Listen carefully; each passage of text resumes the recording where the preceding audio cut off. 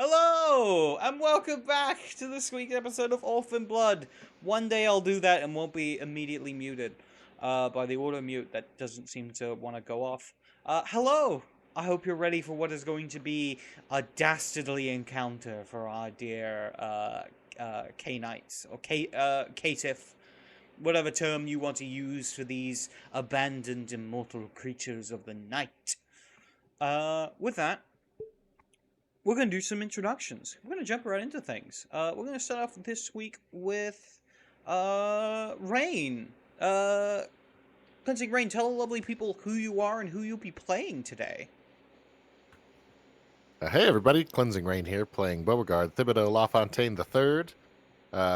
Beau, if you please. Mr. Thibodeau LaFontaine was my father. Yeah, excited to be here. Looking forward to tonight's session. Very nice. Glad to have you along and excited to see how things unravel. Up next, Emiko. Tell the lovely people who you are and who you'll be playing. Hello, I'm Emiko, and I play the very stable teenage Bruja vampire Sage. Yeah, it's gonna be a great night. I look forward to what happens. Oh yes, it's going to be an interesting time. Up next, Tone. Tell lovely people who you are and who you'll be playing this evening. Hey everybody, I'm Tone and I'm playing Vega de Leon, Team Camaria. I gotta dress the part now, now that we're in the big house. Anyways. But yeah, that's happy to be here, Mark. Happy to have you along.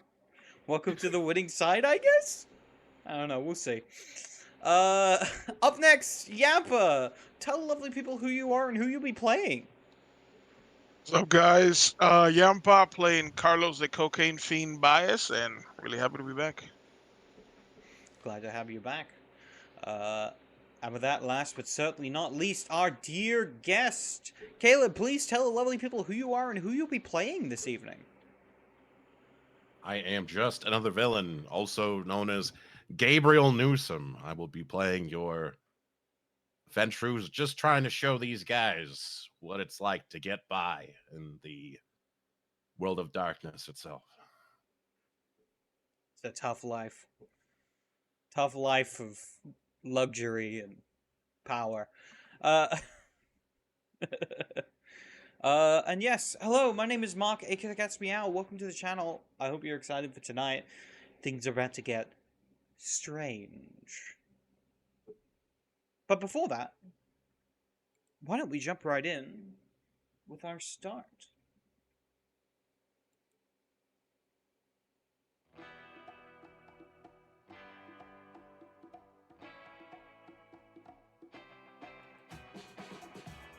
We watch as a television screen splutters to life once more. This time, far more grainier footage plays, as if it's an old film or radio broadcast or television broadcast is being played through. We watch as we start on a black screen. A slow, cool jazz trumpet begins to play, as the narrator's voice cuts in, smooth and dramatic. 1965. The Cold War is heating up, and somewhere in the North Pacific, the stakes just got higher. We watch as a large seaplane cuts through a golden sunset, skimming across a vast ocean. Ahead, rising from the mists, a lush volcanic island lit by neon lights and luxury towers. Welcome to Volcaria. We watch as another plane, different, lands on a sleek runway carved in black volcanic rock. We watch as a number of people step out. A man dressed in a sharp suit, seemingly a diplomat. A glamorous socialite in a beautiful dress with a pistol hidden at her side. And finally, a man in another suit quietly adjusting his cufflinks revealing concealed tiny gadgets within the little metal. Inside the island, we see a grand casino. Chandeliers, laughter, the clinking of glasses, and a massive poker table sits at the center of the room. At the head of it all stands an enigmatic figure, an eye patch on one eye, and a cigarette in the other hand. Ladies and gentlemen, today we play a game. We watch as cards are dealt upon the table, and we see each of the figures sitting across the table as we focus on each of them. We focus on one that seems to be some sort of spy sipping on a martini glass, as we quickly cut to a different scene in the movie, as he is slapped across the face by a woman in a red dress. How dare you lie to me? You said you were a businessman. Well, I'm in a sort of business, darling. He winks, as we cut along to the next figure. This time a woman in a blue dress, as we then cut to her in another scene with a heavy Russian accent. It is true. I am agent for the KGB. But what we felt, it was real. It wasn't just the performance that it normally is. I fear that you are the one who has caught me in the honeypot. With that, we cut to another man in a beret, a thick red beard, and a heavy Scottish accent, as we cut to him later in the film in what looks to be a secret underground base as he is packing explosives into a machine. I'm trying to do it the best I can, but if I'm gonna blow this thing up, I'm gonna need a lot more explosives. With that, we cut back to the table as more cuts are dealt out, and the narrator cuts in. The world's spies have arrived, each with a mission, each with a secret, and none of them can trust each other. With that, we cut to a glowing labyrinth deep below the island. A laboratory is set up with these large, glowing blue stones that seem to pulse with power next to a large reactor emanating a similar color. We watch as alarms begin to blare. We see the man with the eye patch from before standing above an agent tied to a table as a blue laser is slowly cutting its way upwards. It seems you agents made a mistake. But this is not some simple game. This is a true challenge of cards. With that, we watch as a poker card is thrown across a table, slamming into someone's eye, cutting deep. Scenes of violence, brutal, but also kind of campy and a little strange. We watch as two spies point their guns at each other, before they seem to speak lowly and nodding. Temporary alliance? Until the next hand, at least. We watch as a reactor begins to overload, lights flooding the screen as alarms blare. This isn't just a mission, and it's not just a game. This is a true gamble. As we watch as a title slams onto screen, Quantum Gamble. The world is your casino. Try not to lose, and never forget. We see the man with the eye patch and the cigarette laughing maniacally as he is surrounded by heavily armored guards. The house always wins. With that, who would like to lead a recap of the last week's session? I got you. Last week's session, the coterie decided to gather, but prior to that, there were two separate meetings that went on, unknowing to the rest of the coterie here. Mr. Newsom went to Walton's, I would say abode, but it's more like his own personal stronghold tower. And as he walked through the doors and through the rest of the corridors, noticed that it was heavily armed. And Mr. Newsom's like, it's either I'm coming out alive or I'm not coming out at all. Had a meeting with Mr. Walton in his office, essentially saying that his time will be coming to an end after he gives a brief assessment of the entire Caitiff group here.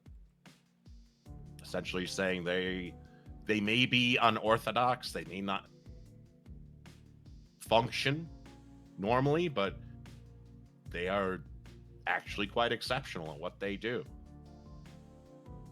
Showing that he is impressed with what they are capable of. Besides the manners, of course. Unless it's Mr. Beauregard. Mr. Beauregard got that in spades.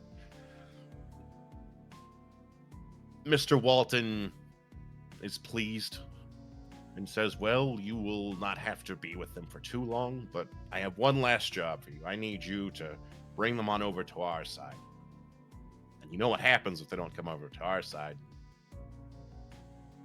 He's like, yes. Doesn't like birds, I'll tell you that. He doesn't like birds. Wasn't too fond of just mentioning a bird casually.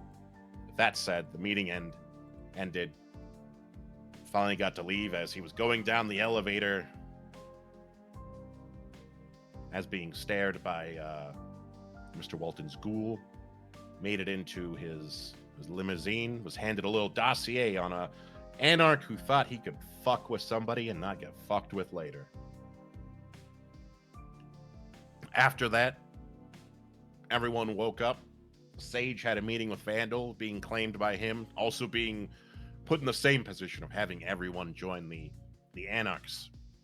So they both had similar missions for two different sides of a coin that sometimes are similar-ish. Both Sage being given that, Vandal's like, fuck off, go do it. I don't care how you do it. There's also the mention of maybe having to dispose of Mr. Newsom, but we'll see about that. After those two meetings happened, we all gathered at Temptation, the Camarilla bar, and we essentially had an exchange, essentially saying, hey, I've been given this task to bring you on over here, and it was a split down the middle. Tone was already assumed spoken for. Then Sage is obviously very partial to the Anarchs, especially with how they've treated her as well. Carlos wants the good life, so he chose in that moment to join the Camarilla. And Mr. Beauregard just prefers the kind of way they operate. And so he was an easy choice for him, understandably so. Tone, kind of being hard-pressed to make a choice, decided to, hit the head, if you will. He made a phone call to Cassie, gave her a call, got a voicemail, got a message back saying, more or less saying, go with your heart, do what's best for you, in layman's terms. Decided that he just needed to get some fresh air, even though he doesn't breathe, but semantics. Sometimes you just need to go outside. As he goes outside, he just, no one there, no homeless people, no nothing, which is kind of strange to me, but hey. In the alleyways, it's like, give me a sign, something. Little news clipping paper, flyer, whisks into his hand as there's a circus in town. Goes back in, joins the rest of the group. We should go to the circus. Everyone kind of blindsided by this proposal. It's like, why the circus? Why are we doing this? It's like, I need to clear my head, because we clear our heads at the circus. This is how we do things, is we clear our head at the circus. So everyone questioning the choice kind of just goes along with it, more or less. Saying, all right, we'll go to the circus. Everyone piles into their respective vehicles, and we all head off to the circus. As we arrive, we find that the circus is quite abandoned. Even though everything's kind of set up there, it's not a soul to be found. And when he looks at the clipping again, we're 10 years late. 1989, not 1999, sadly. So Vega's a little disappointed. Like, he wanted to go on the roller coasters and Ferris wheels. So he was bummed out. He didn't get to experience any of that. We walked around a bit, found a means to turn the power on. There was this really obnoxious, like, welcome to the circus. Come and see the amazing. Welcome to the circus. Come see the amazing. Sage got tired of that, just stomped that out immediately. Wasn't having any of it. Don't blame her, though. We decided to go into the Hall of Mirrors, the Maze of Mirrors. So we all slowly make our way there. We, instead of cheating and just breaking through it, we actually just, actually come in. But Vega, though, he's able to kind of like warp through a mirror and come out the other side to the entrance, whereas everyone's still stuck in the Maze of Mirrors. With that said, he is kind of beckoned to the main circus tent.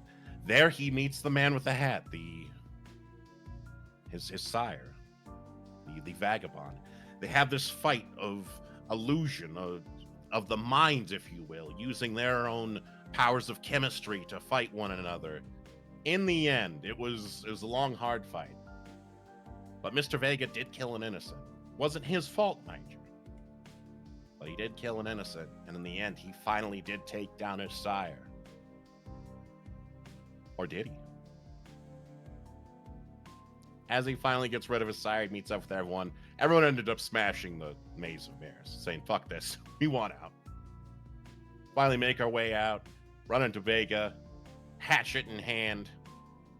Oh, sorry, butcher knife. It was a butcher knife, my bad. Butcher knife in hand, covered in blood. Questioning him, but in the end, we just kind of let it go. And as everyone piles back into their vehicle, oh, wait. Mr. Vega decided, no, I won't be an Anarch. He'll be of the Camarilla, so he's swapped over to Team Cam last minute, because the only way to be a pain in the ass is the only way to rebel is to join the Camarilla. And that's his way of giving him the middle finger. Sage was kind of disappointed because she'd be the only one going back to Vandal, saying I'm the only one here. Carlos changed his mind in the end, wanting to be with Sage. So there was a bit of a flip-flop there. But Mr. Beauregard is committed. Man of convictions. That said, we eventually did pile into our vehicles and leave, but Vega didn't quite get that sire. In fact, he was quite well and alive, very impressed with the fact that he was able to finally make his own choice. See that proverbial third option. But in that moment, man bursts into blue flames, responding to someone or something we cannot see off screen. And just gone. The blink of an eye.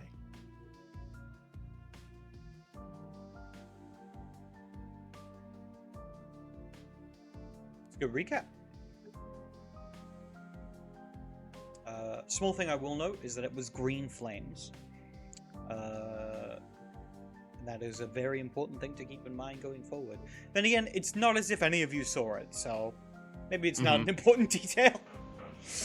I mean, it's an important detail for the audience. Yeah, exactly. But yes, with that, we can jump right in. You guys have spent roughly half the night so far, so you have about half a night left as you guys are beginning to drive back to the city. Is there anything you guys would like to take care of? Any private conversations you want to pull people into, or any business that needs to get done? The night is yours.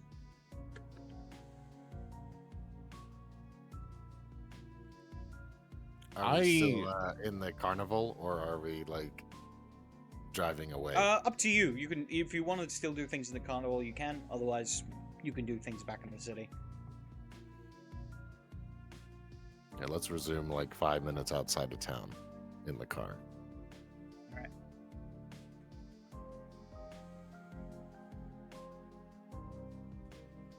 I would like to do a little something before we get to the moment. I would like to say to, since they're both in the front, I would say to Tatiana and Bruno, I need some items. And I know you both enjoy shopping and spending my money.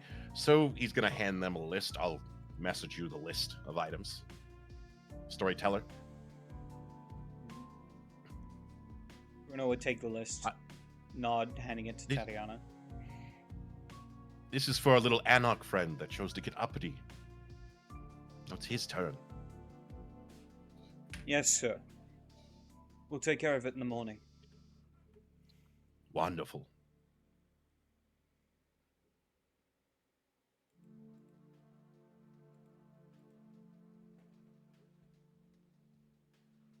Anything else from anybody? Or do we resign Hey, to Bo. about 5 minutes outside the city?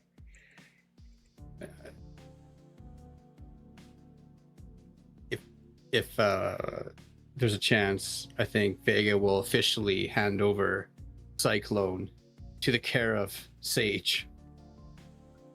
As the could be squawking in the done. back. Yeah, Mm. He's still in the Sage. back of the car. I thought it'd be useful, but you better take care of him. He likes you better, anyways. Oh, okay. You better come by every now and then. Don't just abandon your parrot. I won't. I will. I mean, I won't abandon him, but I know you'll protect him and feed him, clean him, and do all the things like parrots need to survive. Okay. Okay.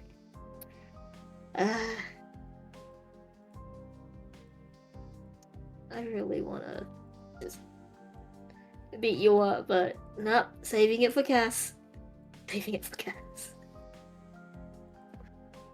Mr. Carlos, did I hear correctly that you had chosen against the comfortable life?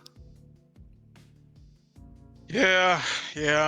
It's probably gonna get bored over there, anyways. I wonder, Mr. Carlos, if that is the decision you should really be making. Oh, we're still going about this. Who knows? I have an eternity of regrets. Otherwise,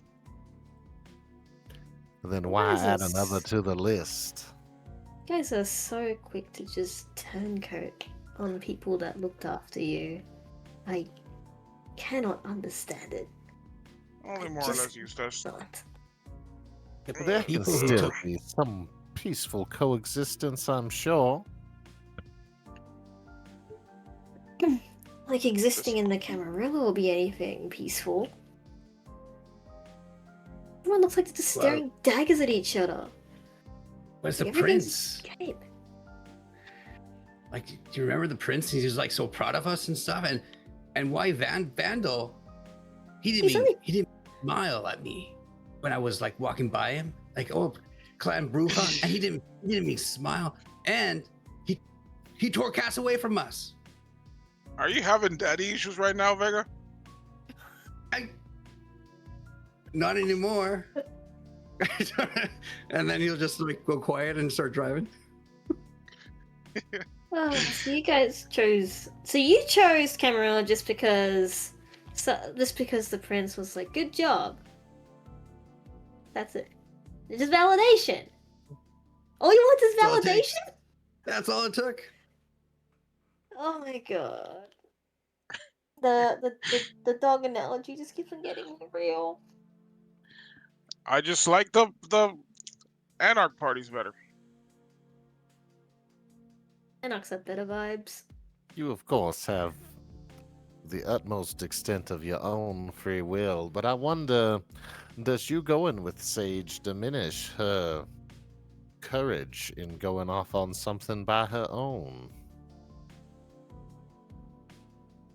I don't What are think you so. talking about?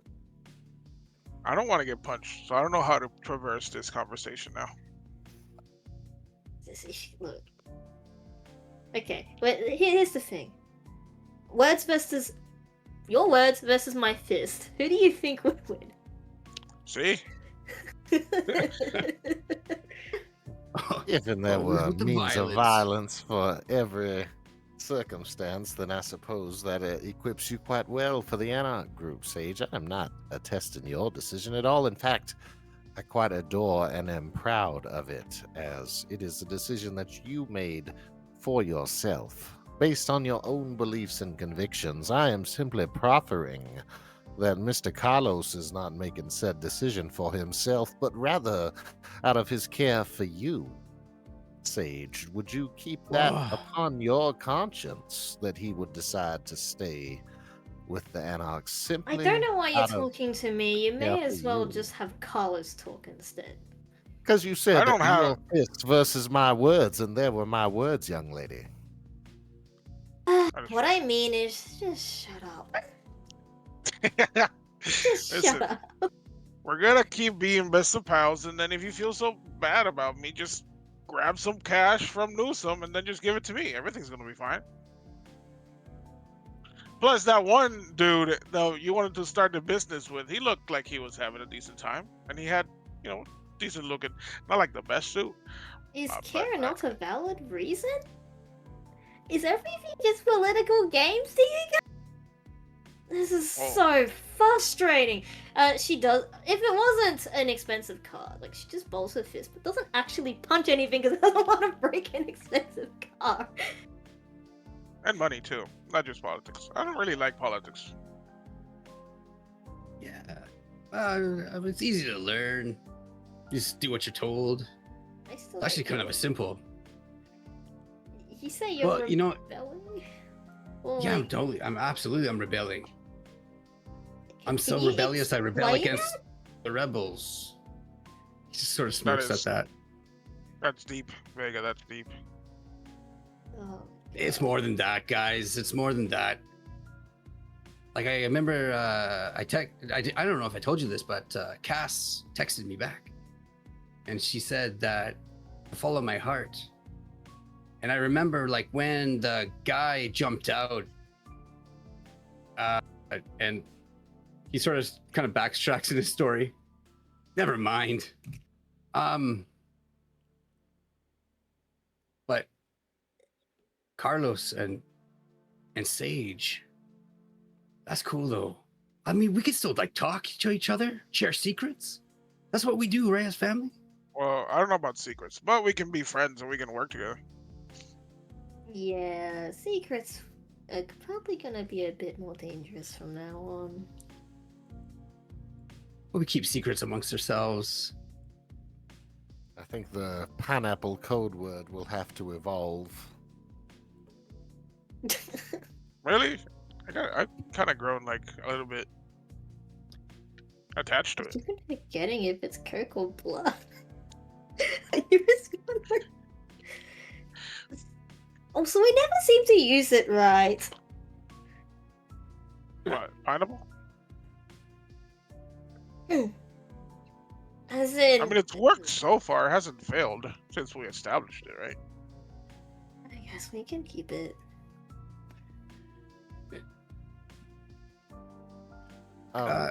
Did Vega reveal the details of his sire's interactions with us, or is it still the half-assed excuses?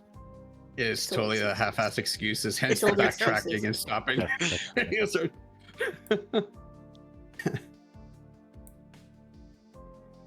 Yeah.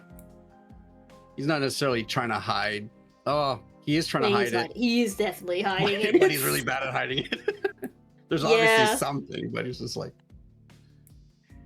I still feel like you're hiding something from us. I want to respect your decision to tell us, but it just irks me. that's okay. Don't worry.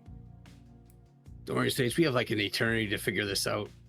And I'm pretty sure you can like switch sides and stuff, like, after 10 years, right? Is I that don't want to be a turntail. I don't want to be a traitor. Yeah, I have a feeling that Vandal would kick someone's head off. do you think The this will term hurt is Cass? turncoat. You hear a voice from inside the vehicle. Oh, Huh? like swerves a bit, startled. Wait, You what's turn around, you see, along with you guys, packed in, is a horrific-looking creature. I think you can barely call a man. What? Just What? this really, fucked up-looking, bumpy, No! dead skin on his face that kind of is very uneven. Looks almost as if his like skull is misshapen beneath the tightly pulled skin. Where is this? Long- Where is this creature in the car? We'll say Yeah. he's next to Vega because that's funny. Actually, Wait, wait. Swear- Vega's so driving, Driving, right? Yeah, so it's I'll Vega, swerve. the No, dude, and seriously, me. I'll swerve and hit the curb. Yeah, no, yeah. He's like between you guys. He's like on the Oh, middle what bit where the- like the clutches and shit. Oh my He's just god. perched up there. That is And he turns around, putting his hand on the two headrests, and go, hell. "So, what's the matter? Never seen a Nosferatu before." You watch as How he long kind of have like you been there? slurps up this slobber, this gooey kind of green liquid at the corner of his mouth.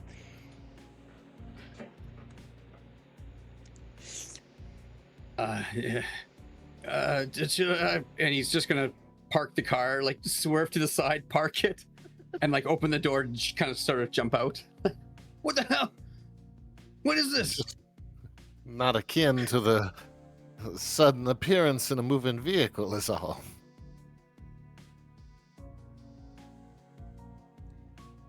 Oh, yes. I've been here for quite a while, actually. Damn it, we have to change the pineapple word. We have to.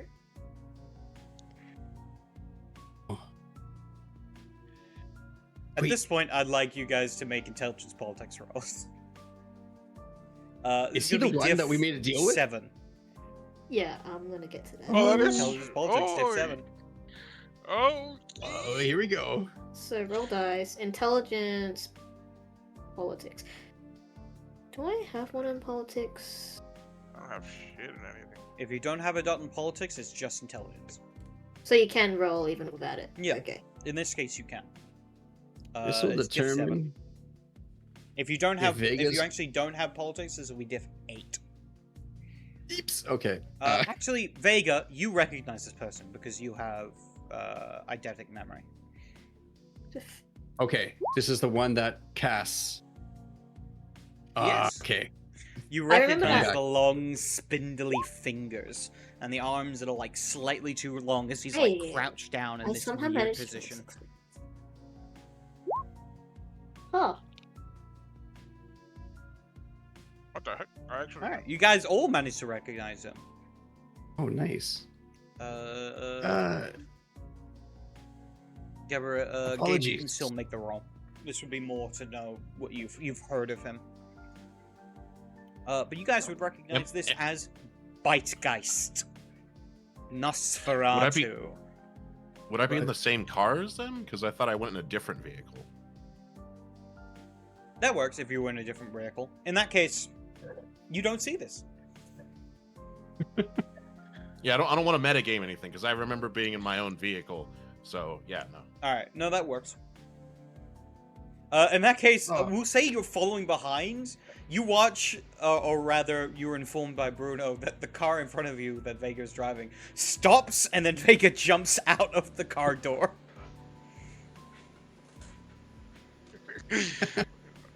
Abandoning his friends, he runs down the street. No. Oh my God. We just see him running down the street. What's up, dude? Oh, it's you. Oh, so sorry. It took me a minute to remember. Oh, hey, you. And he's trying to remember what Cass said for the name, because she did call him by name, right? Yes. We'll say you remember the name. Oh, sweet. Bitegeist. Bitegeist. As you say Bitegeist. that, he grins, and as he does, you see these rows of sharp teeth. Indeed. Oh, That he steps out of the vehicle. And as he does, he like stands slightly taller than you are, except his limbs are like long and lanky. But he wears like a heavy coat over them. Gabrielle, You would see this figure stepping out of the vehicle. Now I can roll the was it intelligence politics? Intelligence politics. Difficulty 7. Difficulty 7. As he kind of looks down at you, Vega, and goes, "Let's talk." I'm all ears. Where? Here. Oh, okay. I thought it was going to be private. Okay, yeah. Do you want it to be private? If you think it's listen, I'm following your lead. You tell me, Bike Geist. Okay. Kind of steps away a little bit. If people like to, they can step out of the car to follow. Take one to the ball. Gabriel, you definitely recognize this guy, as this guy is a staple of the Nosferatu. He is one of their main mouthpieces when it comes to communicating with those outside of the clan. Most people know him as like this kind of just odd Nosferatu that likes to freak people out every once in a while. But from what you know, he is like really good at getting information. And he's he just is with well Vega. respected in his clan. Not as much. He's with outside. the. Okay, well respected. Yeah, but of course. Ah, I see. Mr. Bitegeist. It has been some time, I do believe. Crooks his head as you step out of your vehicle. No, some. I thought I smelled old money. Or maybe it's just the oil that stains your cuffs. Little bit of column A and column B, I suppose. I was just following up on a request that was made. Did you happen to terrify them in the process?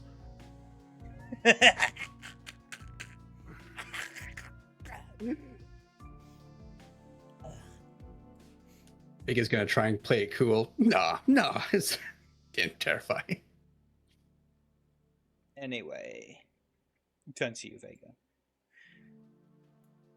You requested information on a man in a large hat. Yes, the vagabond. Yes. I'm here to inform you that I have found some information. Perfect. Kind of looks. Maybe this does need to be private. Let's go into the alleyway. He'll just Steps off to the side. business, just business. It's okay. Just follow suit. As you make your way off to the side, he kind of leans over and goes, "The information I have inquired is that there is little to no information on the figure you have requested. Perfect. Like there's That's- nothing. But nothing means something, right? That's weird, right? Yes, it is. There would be some trace of anything. No, instead I have found that there is another that seems to have matched the description you have given, but slightly different.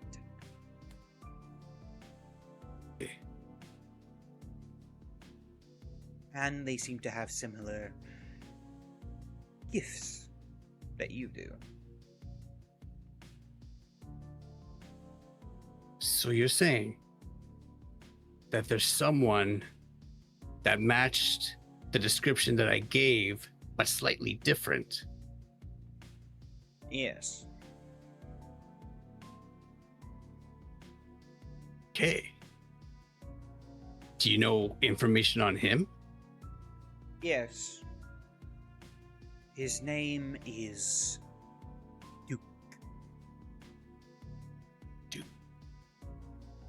Duke. I assume it is a nom de plume, but it is what I have found.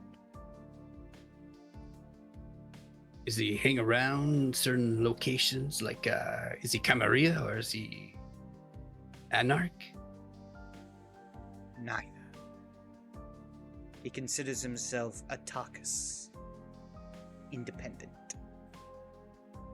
But he's been seen cozying up to the Seneschal. The Seneschal. I know exactly what that means. For the folks at home, would you mind explaining what the Seneschal is? Would Vega know what the Seneschal is? Yeah, you met the Seneschal. You might not know what it is, but you met him. You're like, that's a guy. You don't really know what he does, but he's there. Perfect. The Seneschal is the Princess number 2.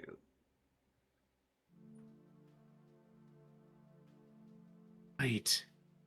He's been cozying up with the Princess number 2. Well, that's not good. Why is an independent cozying up to the Princess Now number 2? that is a question I do not have the answer to. Yeah. If anything, it's kind of ridiculous. Yeah. And, just because. Why?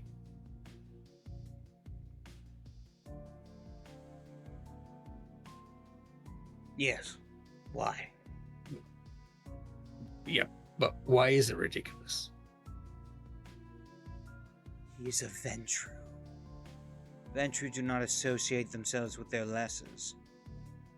Certainly not course. the Tarkus clan like the Vagabonds.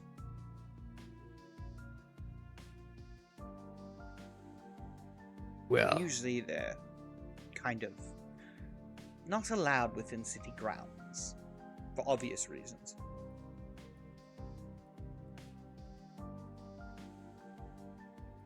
question for the storyteller. Did the Vagabond mention Ravnos? Would Vega know that term? Because I'm trying to remember if whether or not that actually came out. Otherwise, he would say it. I don't think so. Okay. He won't say it.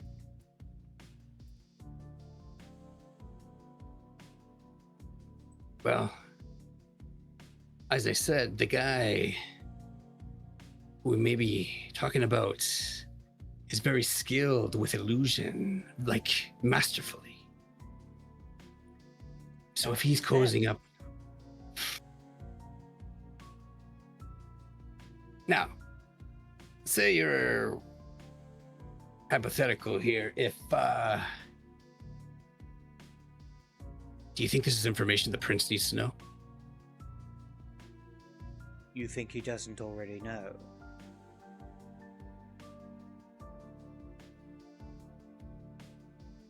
I'll tell you this, this is information that is not well known.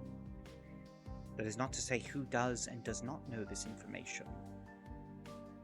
You could do with it what you will. I just wasn't the one who told you. Don't worry. This will stay between us. I take it that Cass didn't get this information? No. The request of the information comes to you. She just Yeah. took on the collateral. Yeah, she did. Is there a way that I could take that away from Cass? Unless she already paid the collateral thing. I really hate to owe debts. But I feel like she kind of... We are a society of debts. Yeah. Debts will hang over your head for hundreds of years. If you're lucky. Or you won't make it past the year itself. Yeah. Better to be on the books. That way people know you're a team player. Gotcha. So it'd probably be bad if I took that. What Cass owes you. I will be frank with you. There is nothing you can give me that is worth what she has offered. You are a nobody. Hmm. Become somebody and then we may talk. Until then, I am fulfilling my end of the deal and nothing more. I'm sure in future we shall meet again. Thank you. Wonderful. He turns around and begins to walk off. You watch as he kind of steps behind a tree and just disappears. He just shakes. Oh, just walks out.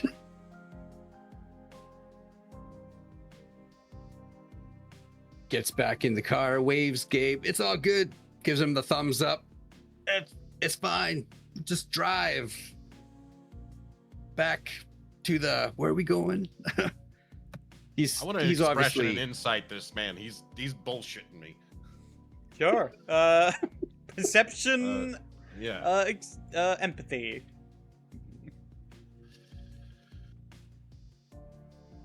Diff 6. is it is it a roll against roll or no? He just If you're attempting to resist, you can make a roll.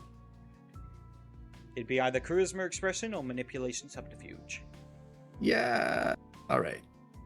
He's gonna have to depend on the subterfuge, manipulation subterfuge.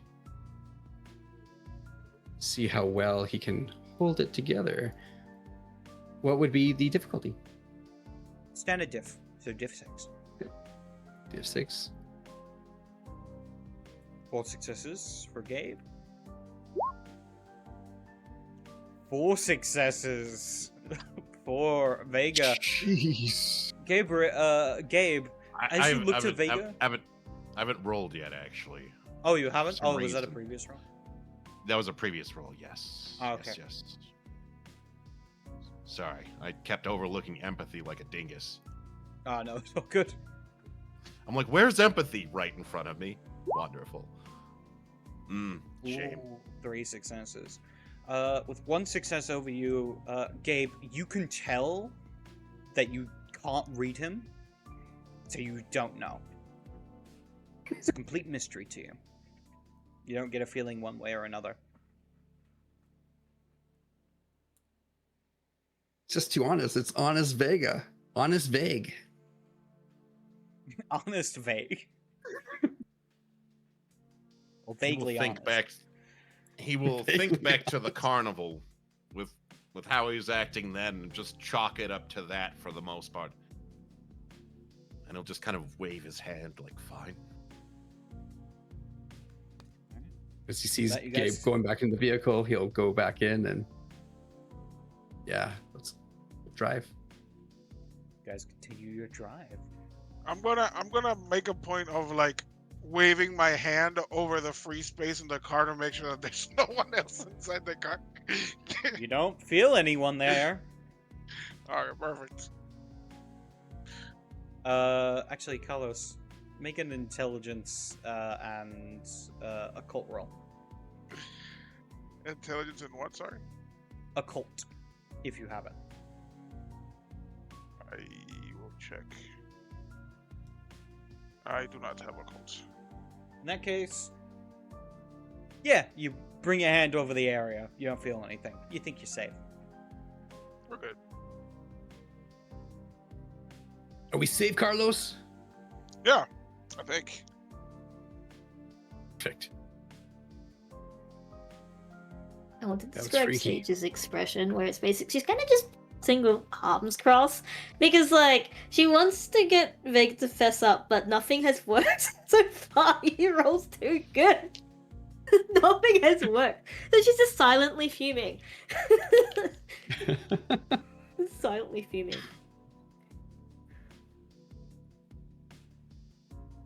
Yeah. Well, the debt or the job is done. As you probably know, because you guys were all there anyways. You guys heard the deal. right? In the beginning. Yeah, I was the one that helps you not share all of your information at once. Oh yeah, that's right. Vega remembers that and is like, yeah, so he kept his end of the bargain. He gave the information that he had. Anything interesting? I'm just trying to piece it all together in my mind right now. But I'll tell you, but I just have to kind of work it out. It didn't make any sense. But I'll Okay. Take your time, man. I'll Yeah. leave it to you. It's like no information kind of thing. But that's weird, right? No information.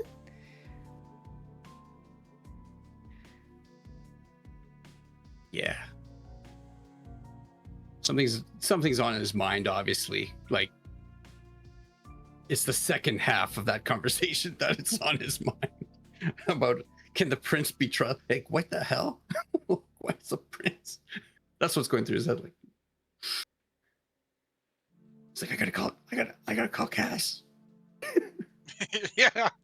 I just don't, add in that you're with the cameo now. I think everything's gonna be fine. Everything will be fine.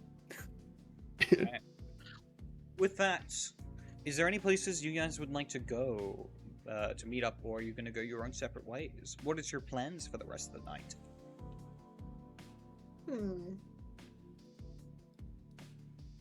When is it expected that we, submit our final pledging? By the end of this night, or is it the No, you beginning probably of got, next like- night? I think the way you feel it is the longer it takes, the more pissed either side is going to be. You can take all the time worse you it's want, gonna get. but you, Well, can are we all you know still both staying? sides don't want to be screwed around. Are we still staying in Gabe's hotel? I mean, if you I want have to. been. That's sort of where Vega sort of has been staying. Is that where you guys would go? I think Sage will. Actually, no. No birds were allowed, right? At that hotel. The bed was not allowed. If I We snuck it recall. in. Remember, we snuck it in. So We I sneak think it you in. guys snuck it in last time. Can we sneak it in? The Yeah. service elevator. Well, I don't know. I don't know if Carlos will be comfortable staying at the hotel now. It's Nah, just I'm also, going to. Carlos is going to Club Renegade or if something else. someone else would be not going there, Sage will go with them. But if everyone is going to the hotel, then Sage would follow, because Sage does not want to be alone, considering the whole imposter thing. Carlos is heading to Club Renegade. Sage will follow there, and actually ask if she could just drop off the parrot first before going. Actually, no. Where is the parrot right now? Is it in the car? yeah, in the Probably. trunk. It's a Vegas car. Drop off the parrot first. We should go to Renegade. Yeah, Where's the I'll rest? accompany Sage to do that. Vega will I go back think to the I will. hotel if. Yeah. I was gonna say, Alright. I think I will tag along to Renegade. Sage also wants to talk to Vandal a bit after to say, okay, this is what happened. Vega, that fucker. Gonna be a fun conversation. Fun for me, not fun for Sage. That would be good. But first Renegade, Alright. and then I'll do that one later when Sage is more alone. Alright then. So we got 3 to Club Renegade. What's Vega and Gabe up to? Yes, what is Vega up to, Mr. Vega? Well, everyone's going to Club Renegade now, and it's like, oh, well, thought we were all going back to the hotel. So there. Come with us. All right.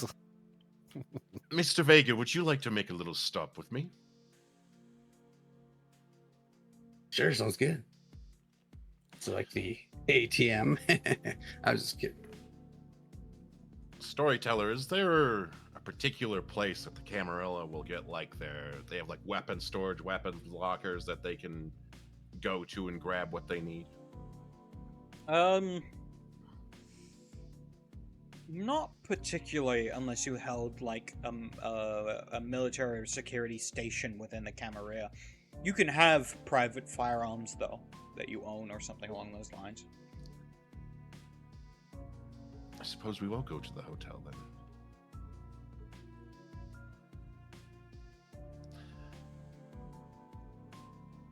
Mr. Vega, we do need to go to the hotel, and you're going to come with me, sir. We're going to scout something out. All right. We'll just drop the 3 off and see you in the night, next morning, evening, whatever. Follows Sage and Bo. You arrive at Club Renegade. What is it you guys would like to do?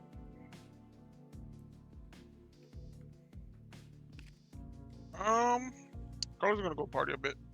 Try to get his mind off his stuff. I would like to party with you as well, Carlos. He will say, acting obviously a little more sociable than he tends to, personable. Seems Something like wrong you're with in you? a good mood. Something Well, up? it's nothing, just sort of a graduation day, if you were, you know, kind of taking a last look at the old place. He gestures to the club around him, and hoping that Carlos will come to his senses and accompany me back to. Oh my god, Bo, we're doing this again? Oh, it looks like And I endorse your decision completely. Oh my god. look around you, Bo. Isn't this fun for you? You should come over. I'm sure Vandal will treat you real nice. Oh, I envision that he and I would get along swimmingly. I'm just the kind of Yes. man he searches for. Indeed. He's not even my taste, and anyway. I'm gonna as we talk, I'm gonna assume that we're like walking towards the bar, and I'm like ordering a drink for everyone. I was hoping that you might have some of your famous cocaine blood, Carlos. Really?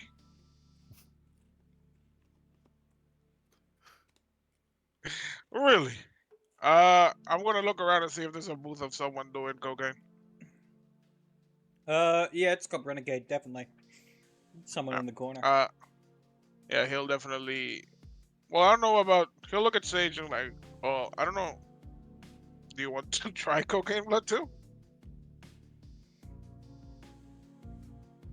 I mean, I've been curious, and I'm certain that it's always been associated with the higher class as well. It's not like there will be a deficit of this sort of thing. You're still trying to you really won't give up, Bo. I won't just give it up. It seems that those that give the extra effort are awarded the favor in this part of the world. Yeah, and also all of the backstabbing and political games. Of course, you'd love that. But that's not my jam, and and this place just feels like a better place to be. I don't have to be all like stuffy and uptight. I can just be. It's free. It's freedom.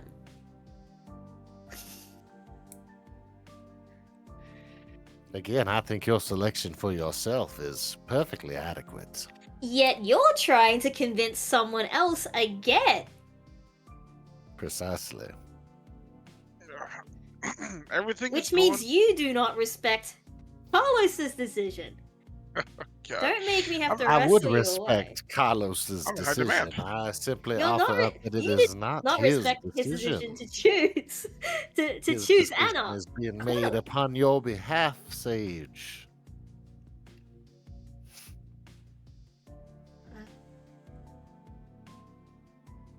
Okay, Carlos, you talk. Really I mean, Bo is up to something. I do feel kind of bad. Not gonna lie to you, but you know, I don't know if I'll feel not like bad that you can't protect yourself, bad like we're all, you know, kind of brothers and sisters, and we leave you here, so it's kind of icky, you know, kind of like a dick move. Yeah, that's how it feels like. Yeah, so that's kind of what I came over with you. Like honestly, I don't even know where I want to be. I usually just did my thing back when I was, you know, back before. So I'm just going with the flow. And this just feels kind of okay. Yes, the but other I side has heard a your lot more first shiny stuff. initial answer was, I want what the other side has, and there was your chance to simply reach out and take it. Give yourself Yeah, that position of comfort. the thing is that shit comes with strings. But comfort and being a game piece. Oh, and nothing is without its price. I just feel like I know that both sides are just gonna aim to use me. I just feel like I can work on the Anarch side a bit more because they're not all cloaky and daggery as, you know, the other side. Yeah, if someone wants to fuck you up, they'll be pretty obvious about it. It's not gonna be as roundabout. Although, yeah, that's just things are more open. They're not as like I can't like you've been to the Elysium. It just feels very stuffy. I mean, it's pretty dope. The Elysium is pretty dope, but I don't fit. I don't know. I don't fit. And that's why I chose Anarch. You know. Ah. But like I said, if you see like a watch that's out of place or something, maybe some nice shoes, you know, just remember your old pal Carlos. You know, I'm like a size 13 shoes, and then you know I like my watches a little bit more loose. Alright. Well, I'm just Bo and your silver tongue. Just hope you know what you're doing, Carlos. I'm going to go get a drink. Yeah, we're gonna go get Coke Blood, and I'm gonna like throw my arm over Bo and start like going towards the booth with people doing coke. Sage will go to the bar to just get one of those like small blood drink. All right. I have no other objectives to accomplish in this scene. All right. Cool. With that, then we cut over to Vega and Gabe, as the two of you have gone back to the hotel, seemingly procured weaponry that is needed. Is there anything specifically you would like to call out as to things you are grabbing or preparing? The things that he would have available to him currently, because he doesn't want to have anything too crazy, be like brass knuckles, hammers, 9mm with a silencer, and I think that would be it for now, but the rest will be gotten by the other two. And he will put them all in, you know, just a regular bag, you know, as inconspicuous as possible when walking out with it. Yeah. Mr. Vega, would you like to do some scouting with me? I have plans tomorrow night, or the night after, I'm not sure. Depends how long the morning takes. All You're a right. bit more familiar with the city than I am anyway, so... Yeah. Sounds good. Just the two of us? We're leaving Bruno and Tatiana behind? No, Tatiana will be coming with us. She will be driving. Bruno has his own things to do tonight. Fair enough. And as they're, you know, walking and talking, going down the elevator. So, Mr. Vega, you've decided to join the Camarilla. Yeah, the Camarilla. What do you think about? What do you honestly think about the Camarilla? Like, you've dedicated your life to it. Has it paid off the way that you expected? Do you trust the prince? I'm going to be very frank with you and very honest. Never trust anyone. Trusting anyone is foolishness. To trust anyone ignorantly will get you killed at any point in time. I respect the prince for his position and power. But trust is a loose term. He has done nothing wrong by me, so I have no reason to do anything wrong by him in that sense. And it's interesting, because the fact that you have to choose sides, even though both sides will do whatever they want with you. People talk about being pawns for one side when the other doesn't do it. Just because one is more clear-cut and one is more subtle doesn't mean you're being used in one way or another. Also, don't necessarily be used. Play the game, Mr. Vega. Do you understand what I mean by that?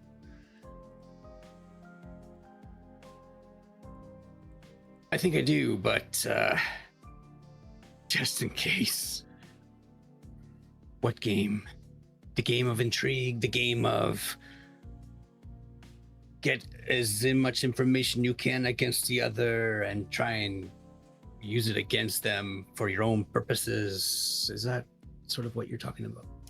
I'm talking about the game of moving forward while having some form of self-preservation. Information is power. Trust is fleeting.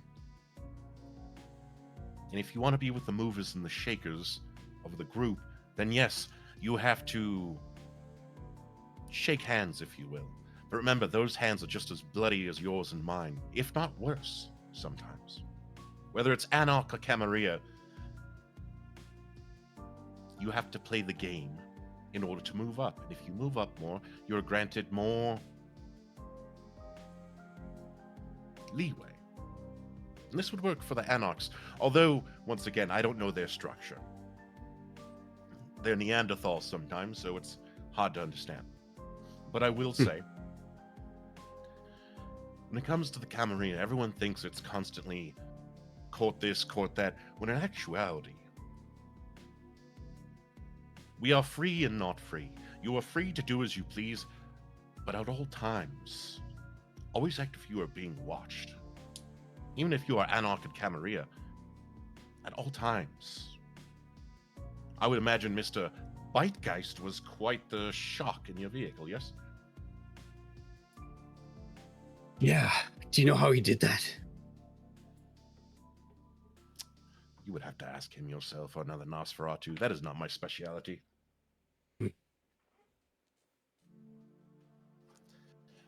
But what I'm saying is, Mr. Vega, I think you made a wise choice in terms of preservation.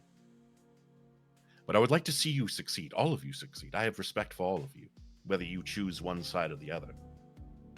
You just have to remember that all of this is one big game.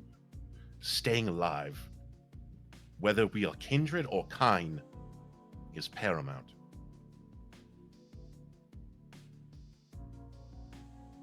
So, Gabe, I feel like I can trust you. Can you trust me? If we're going to work together, I have to put trust in you. So yes, for the moment, I will put my trust in you, Mr. Vega. You have not betrayed it. No, I have not.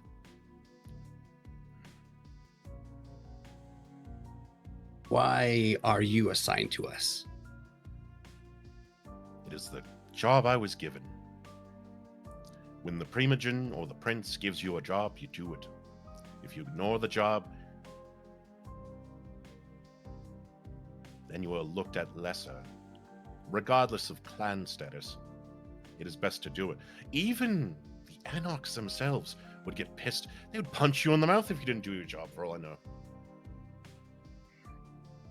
That's what you do your job, right? Fair enough. Yes.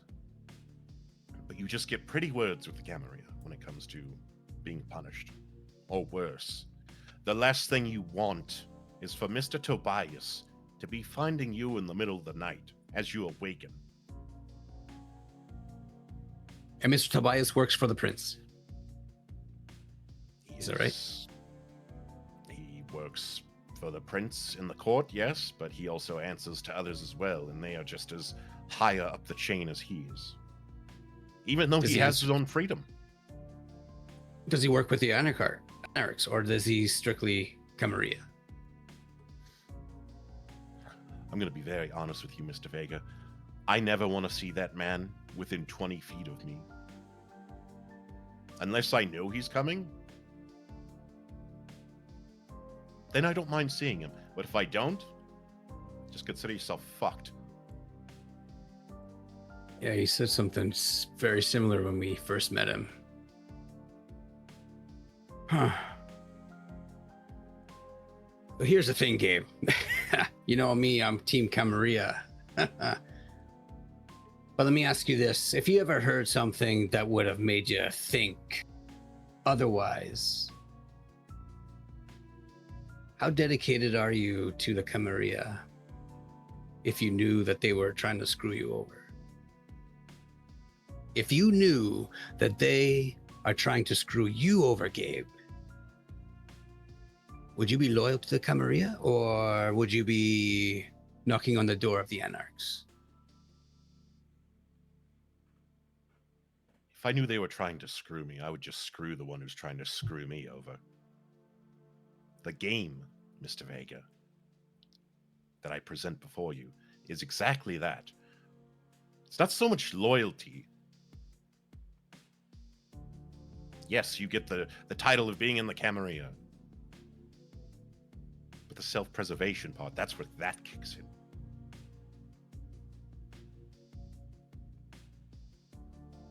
Foolish is the man that trusts in an organization wholeheartedly.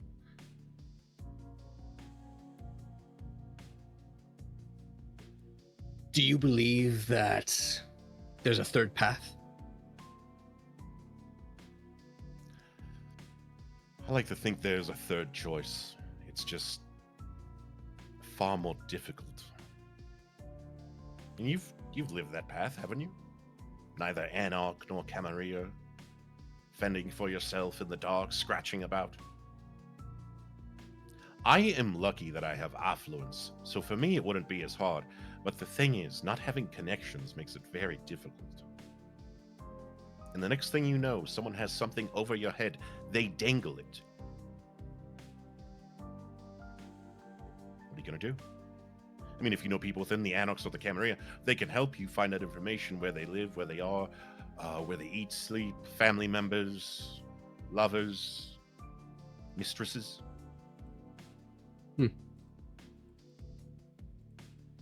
Resources are important, sir.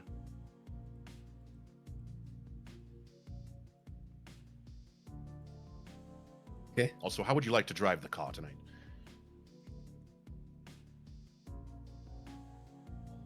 Only if you let me go as Of course. fast. See if we can redline this thing. I do Does not the wish to get speedometer pulled over wrap and get a ticket.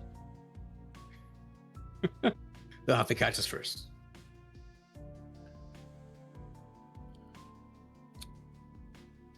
Yes, it does.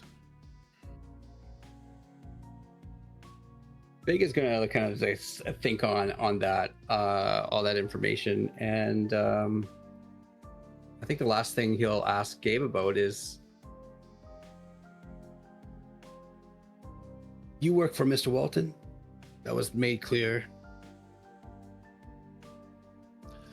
I work for Mr. Walton from time to time. If he asks, I will do it. Why do you think he remember that guy or whatever? I can't remember. He was in the violinist, and I describe him perfectly with my memory Mr. Price. that is Mr. Price. Yeah, you remember Mr. Price? Mm-hmm. It's one thing that sort of always stuck with me on that one is the fact that that was our job. Our job was to bring him to his performance. Simple. Yeah, we find him dead. And you and I both know what we saw. It kind of looked like the guy was being manipulated. I swear I saw Mr. Walton's image on that video. I believe what you saw was true. So he tried to screw us over? What? It's possible. I mean, I hate to say it, but Caitiff are quite frowned upon in the grand scheme of things. So you will be viewed by lesser from certain clans. I won't bullshit you on that. But the thing is, Mr. Vega, this is where you yourself play the game of getting back in your own way, but doing it your way. But be subtle. Okay. Okay. Thanks, Gabe. Now, where are we going? Do you know a part of town where there's potentially a derelict building? Maybe abandoned, hasn't been used for some years, certain area? I need it to be looked over once or twice, and once I have the location. He nods to Miss Tatiana. She, like you, has wonderful memory, so she will recollect it, and then in the morning go about taking care of what I need done. It's very vague. Taking care of what you need done? Come on. Mr. Vega, I don't know if you want to be a part of this. I was slighted in the worst way possible. I'm not saying I'm petty. I'm just pissed off.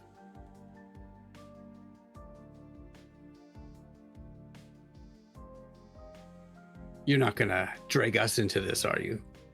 Oh, no. Why would I drag any of you? This is my vendetta, not yours, Mr. Vega. I would never dream of dragging any of you into this.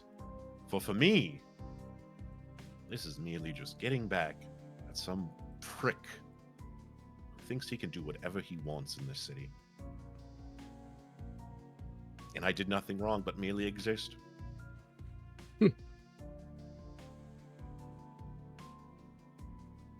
I'm trying to think whether or not Vega would actually put the 2 and 2 together on that one. It's up to you.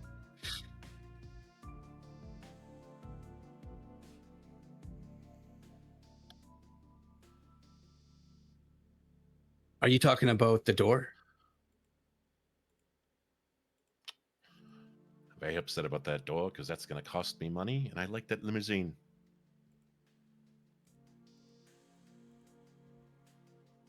So is this the game? Someone pisses you off, you get back at them. What, you're gonna kill them?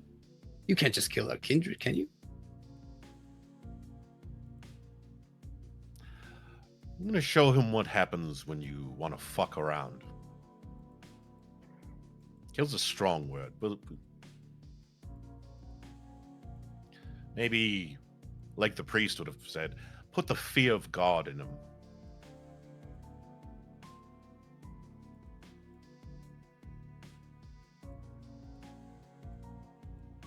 Listen, I don't know, man. Sure, you gotta do what you do, but I have friends in the Anarchs, man.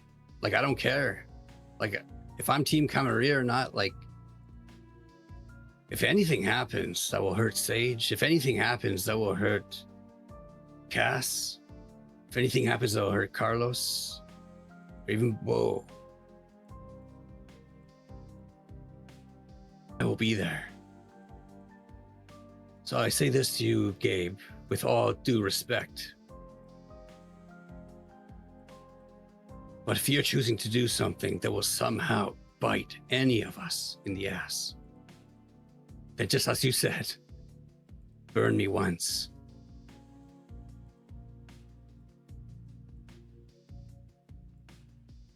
Once again, I am discreet in everything I do. No one will know you're even remotely tied to me or you're involved. Not even in the slightest.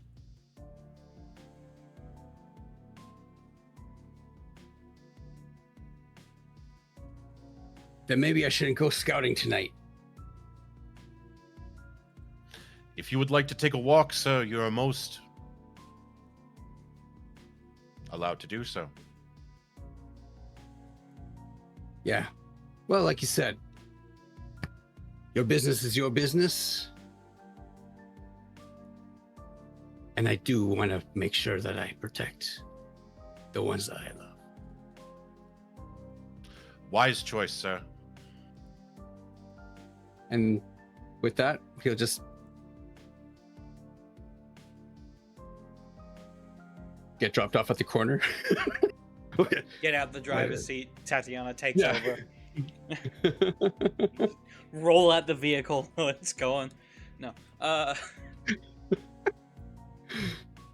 You do, and you're basically left in the middle of nowhere. Or in the middle of a city, but essentially the middle of nowhere. Yeah.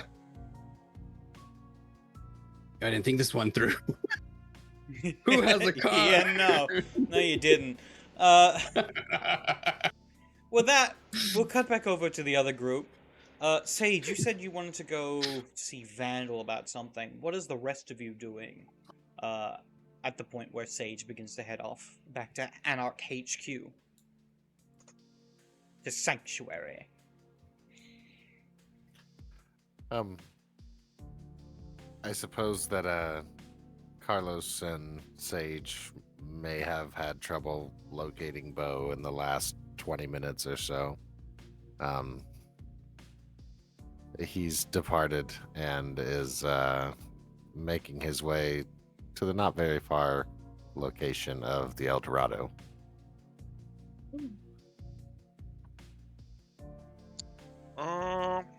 Well, I think Carlos is just gonna stay partying unless Sage come gets him. Actually, I think Sage will drag.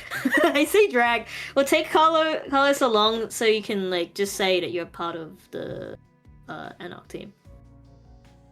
It's like if you want to make it proper, or you could just wait.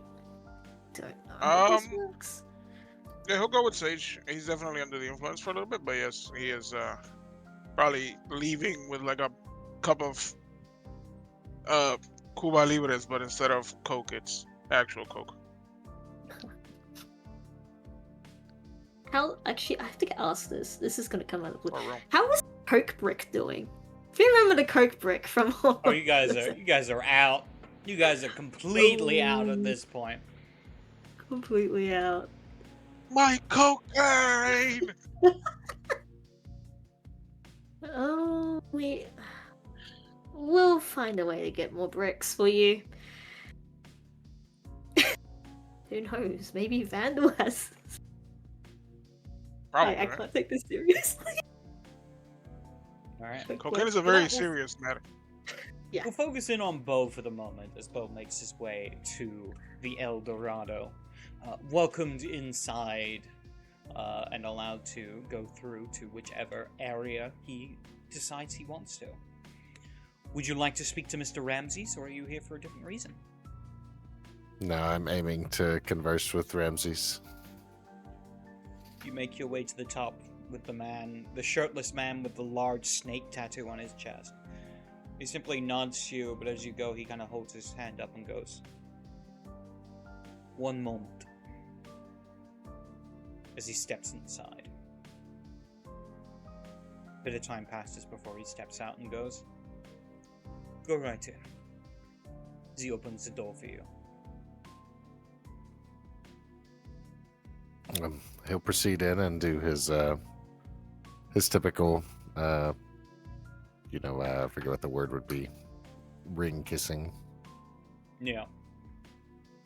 As is usual, as you see Ramses is standing there, he bows to you with a smile and says, "What can I do for you, Beauregard?" Well, it seems that a decision has been placed before me. Both the Anarchs and the Camarilla have requested membership from myself and my companions. Although this is not a joint venture, it has come down to being one or the other. My question is, seeking some of your guidance on the matter.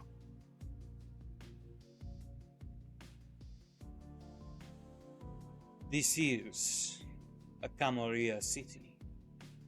Most, if not all, hold at least some sort of nominal fealty to the Camarilla prince. But my clan have never been one to blind themselves with such binary decisions. See, that has long been the floor of the Camarilla. They think they are the only sane option. That all others are crazed or radical, too far from their supposed sensibilities. If only their ancestors could see them now, they would be so disappointed. Oh, they hide behind their humanity like a crutch. Shield their minds from the truth of our condition. It is a shame, really, but it is how it is.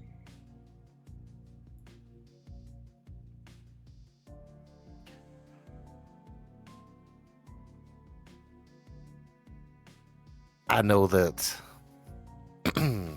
our friendship is not always a simple one to maintain.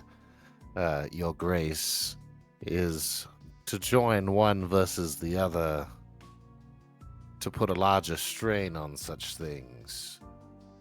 I fear as though the Camarilla would have better records of me, whereas the Anarchs don't seem to trouble themselves with the comings and goings of other members.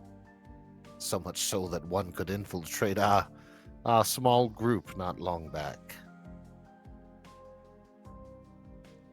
The factionalization of their politics is of no interest to me. After all, in the end, they are all Camarilla, whether they call themselves Anarchs or not. It all springs from the same well.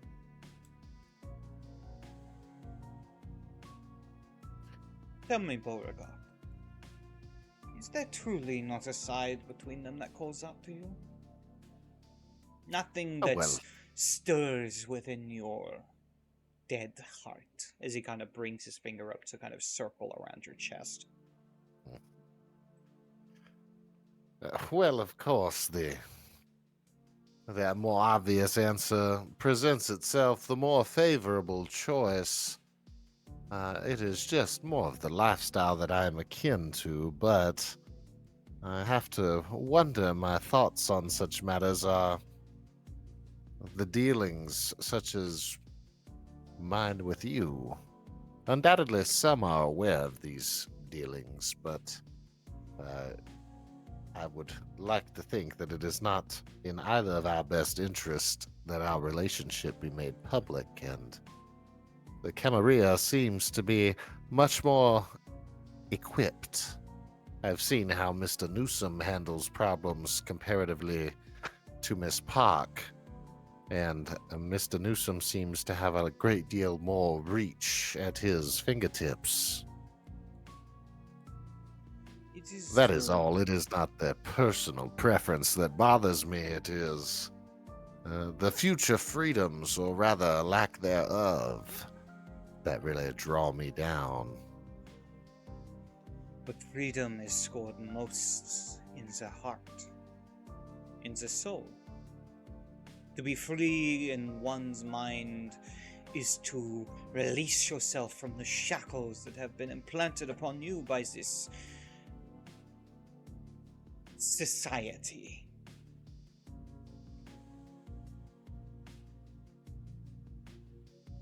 Tell me, Beauregard, what if there was another option? A chance at something deeper, greater,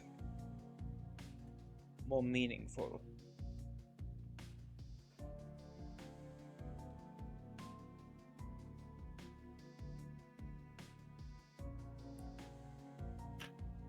Does such a path exist? He looks at it a Smiles. little. And as he does, you can see the fangs extended. His eyes are piercing, yet at the same time look almost dead, hollow. But not with a lack of life, but no, a perversion of it.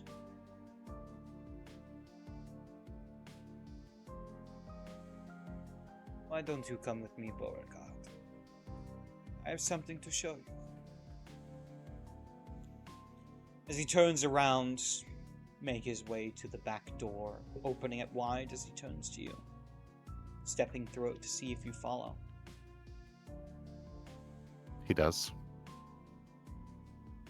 Watch as he makes his way about halfway through the back hall, this back room area that you've been to before, with a number of other rooms on the sides.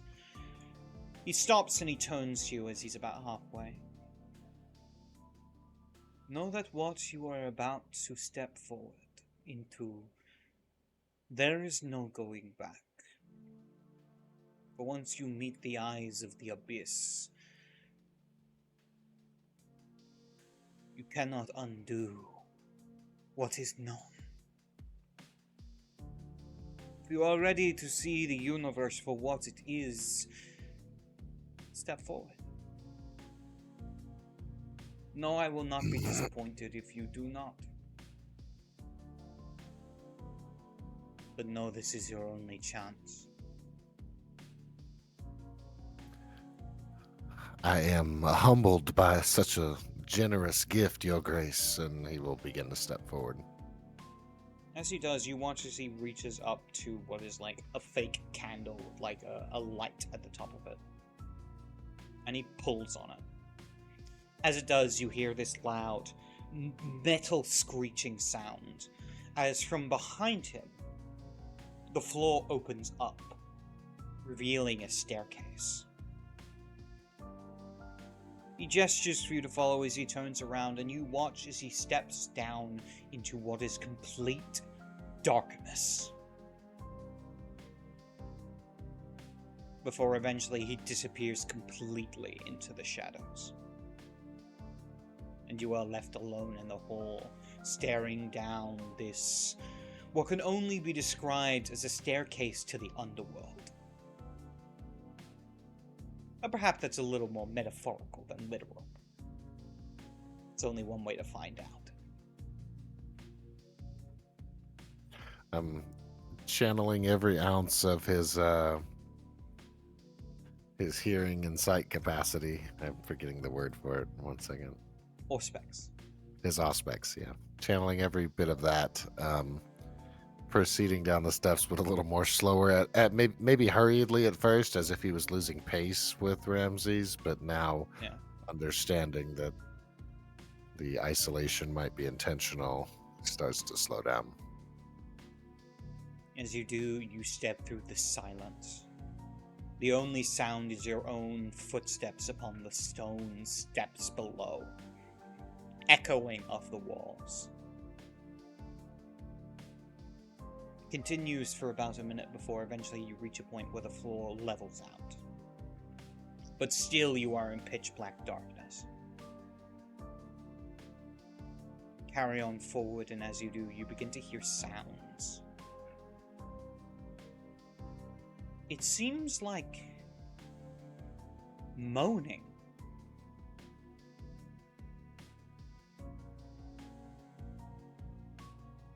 It sounds as if someone's having a very great time, or perhaps a really terrible one. It's hard to tell, and the closer you get, the more confusing it becomes. Then you are hit with the smell. Blood. Ichor. But also frankincense. This calming smell fills your senses. As you continue to step forward, the smell of sweat then becomes prevalent before disappearing beneath another smell, one you don't recognize. Some sort of incense. Eventually you step out, pushing past a curtain you didn't notice until you were standing right in front of it, to reveal a very dimly lit room.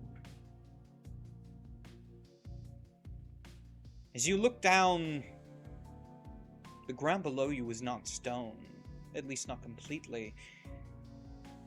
It is sandstone, and there is a thin layer of sand upon the ground, coarse, beneath your shoes, muffling the sounds of your steps. As you look around, you see that there are a number of, I forget what they're called, but they're like sheesh smokers. I forget what they're called, but they're very fanciful looking cylindrical objects that some people just seem to be smoking, Hookah. enjoying hookah. That's it, hookah. That's it. Enjoying the peace that it seems to bring as they lounge around in these cushy kind of plush pillows. And to the other side, you watch and hear the sharp sounds of a man being whipped. His back being teared open by these large scars as a whip bites through his flesh. And yet continuously you hear that odd moaning. As you step further in, you see this almost pool area that is opened with a thin layer of water within it. And before it, a large statue of a jackal-headed god.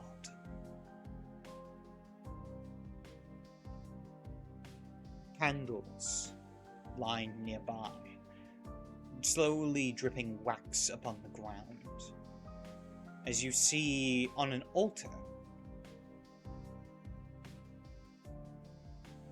pieces of flesh leaking blood upon the deep sandstone. All of a sudden you hear the voice from behind you of Ramses. This, my dear Bo, is a place of worship.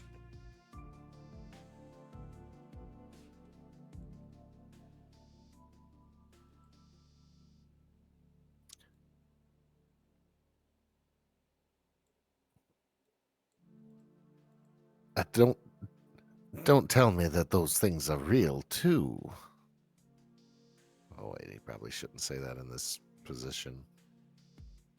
Can I redact that? Instead, Okay. he will say he will proceed with a tad bit more, reverence. And these are the worshippers, he says, beckoning towards the slothful rabble. Indeed they are. They are the poor, unfortunate souls that have been cursed with pain and misery. They are cursed, my dear Bo, with existence. Existence is painful. It's harsh. But here they can find freedom. Freedom from societies. Freedom from religion. False religion, I should say. It is here they can be reborn in the light and darkness of the great god, Sutek.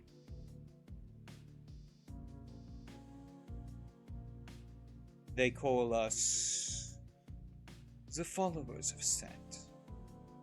We are much more than that. We are his children. We have the purity of blood that the others have squandered. Tell me, Beauregard, do you believe that there could have been once a single one of our kind? One that started everything, from which all blood descends? And if it is true, what better to call them than a god?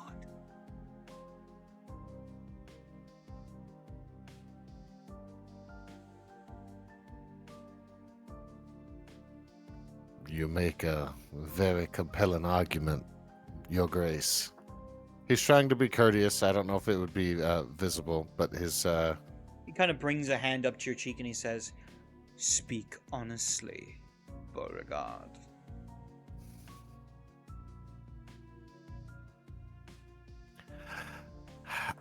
I am apprehensive to think that there is substance to this. And he almost like What? wishes he could catch those words before they go out. Faith is earned. It should not be given away freely.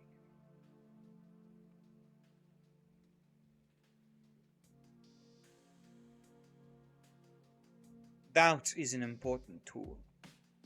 After all, it is what has led you here. You doubt the words of the Camarilla. You doubt the words of the Anarch. You doubt the words of your own sire. Because you know that this world is full of liars, deceivers, those who are trying to get their own way. And perhaps what I will say is paradoxical, but I will not lie to you when I say that I am a liar. But I speak the holy deception. For truth has got us nowhere so far. Truth is an impossibility. What there is power. And that, my dear Beauregard, our Lord offers.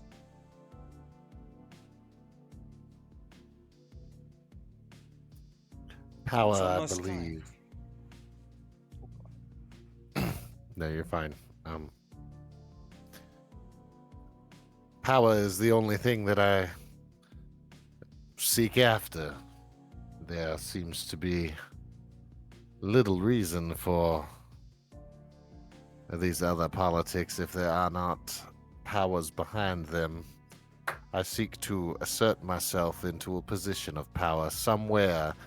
Perhaps it is here, New Angleton. Perhaps it is somewhere else. Is there global reach to your followers of Set? We are everywhere. We exist where sin resides.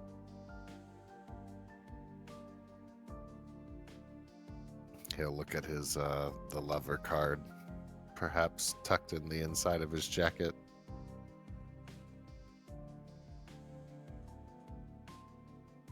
And this world has so much sin in it.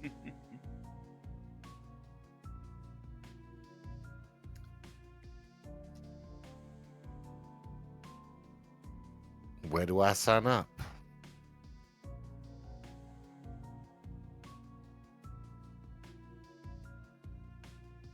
It is almost time.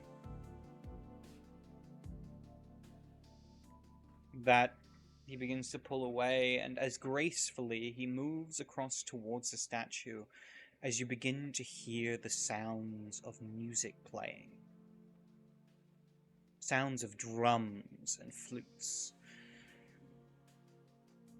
As you watch the man that is being whipped is dragged across the ground, leaving a trail in the sand of blood that mixes. He is dragged before the altar to Set and chained to it. You watch as from the shadows a number of individuals appear. Some of them similarly dark-skinned to that of Ramses, very deep darkness, while others have a far more paler complexion.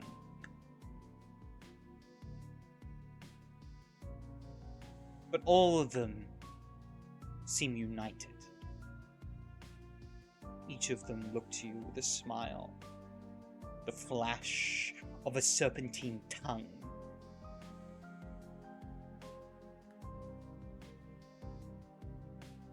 It is time, my brothers and sisters. We welcome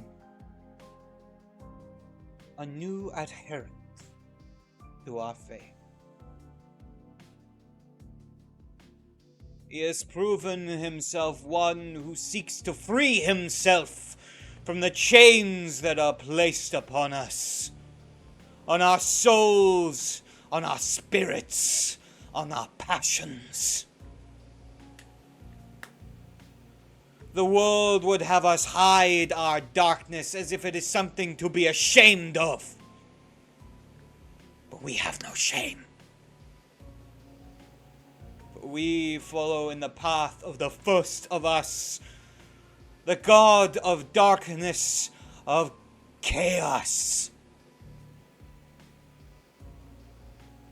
To the great Lord Sutek, we offer up this sacrifice. With that, you hear as all of them begin to speak in unison, sacrifice, sacrifice, sacrifice.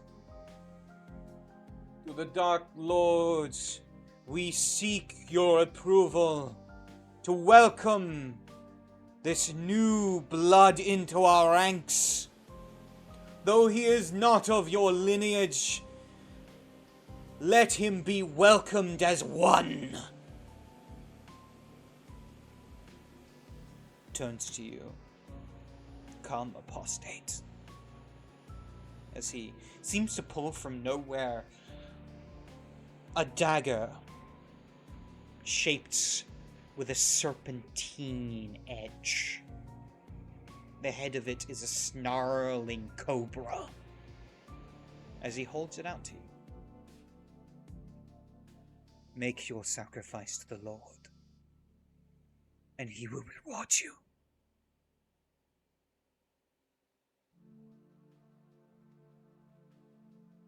He'll grab the knife and hold it blade down, I suppose. Look towards the altar, kind of making sure that the understanding is that he's to finish off the individual. The man is tied to the altar, looking up at you. yet his eyes are blank. This is a broken, hollow man before you. A thing.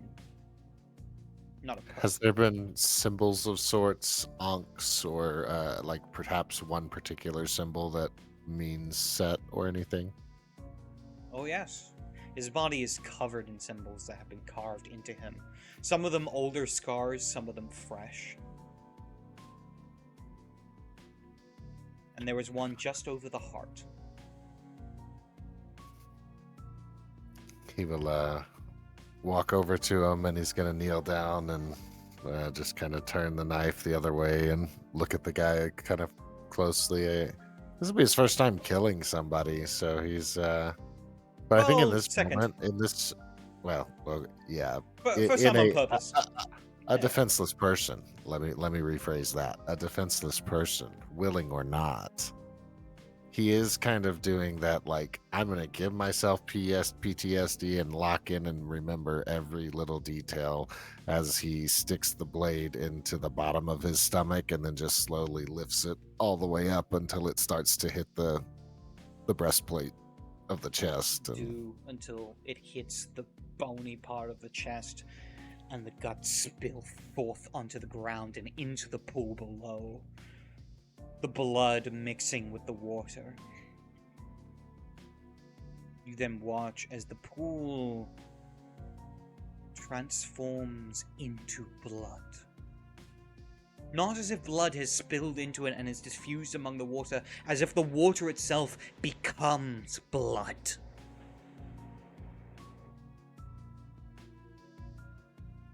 Within it, you turn around and you see the eyes of the statue glow,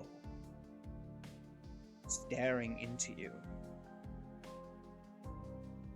You hear the sounds of serpents hissing, of beasts howling, of monsters roaring.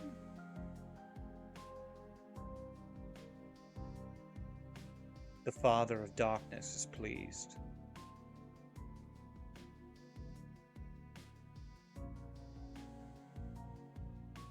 You feel this sensation in you, this tightening of a string, this connection to something in your blood.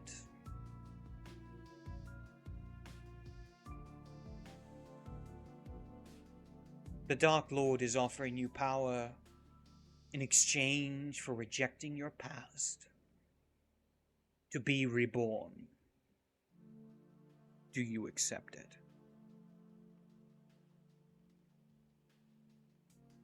He's kind of looking at his hand as if he can kind of feel the resonation within the blood. And then he's going to tighten his fist and say, I do. A snap rittles through your body, like a string being severed, pulled taut, and suddenly loosened. You feel this roving sense of pleasure fill you. This is far beyond anything you have experienced. This makes the deepest of intimate pleasures feel like a kiss upon the lips. It is dark, it is twisted, and it feels your soul, and it fills you with such relief.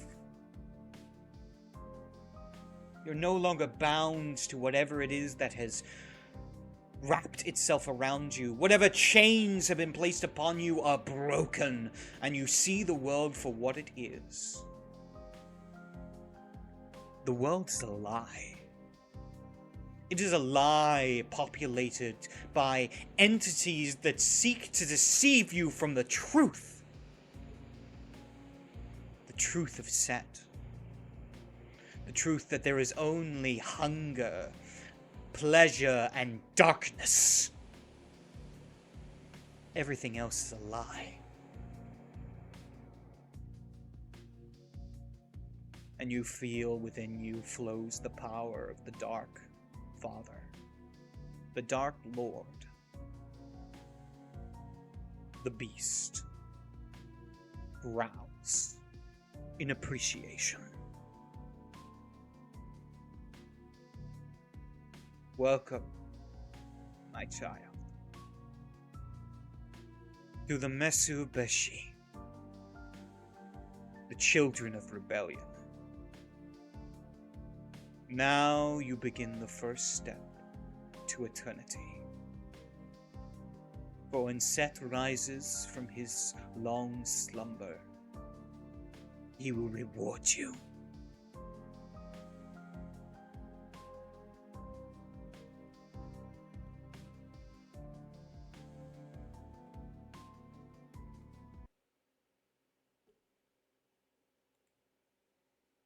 With that, we move away. We focus in on Sage and Carlos as they make their way over to Sanctuary, the Anarch headquarters.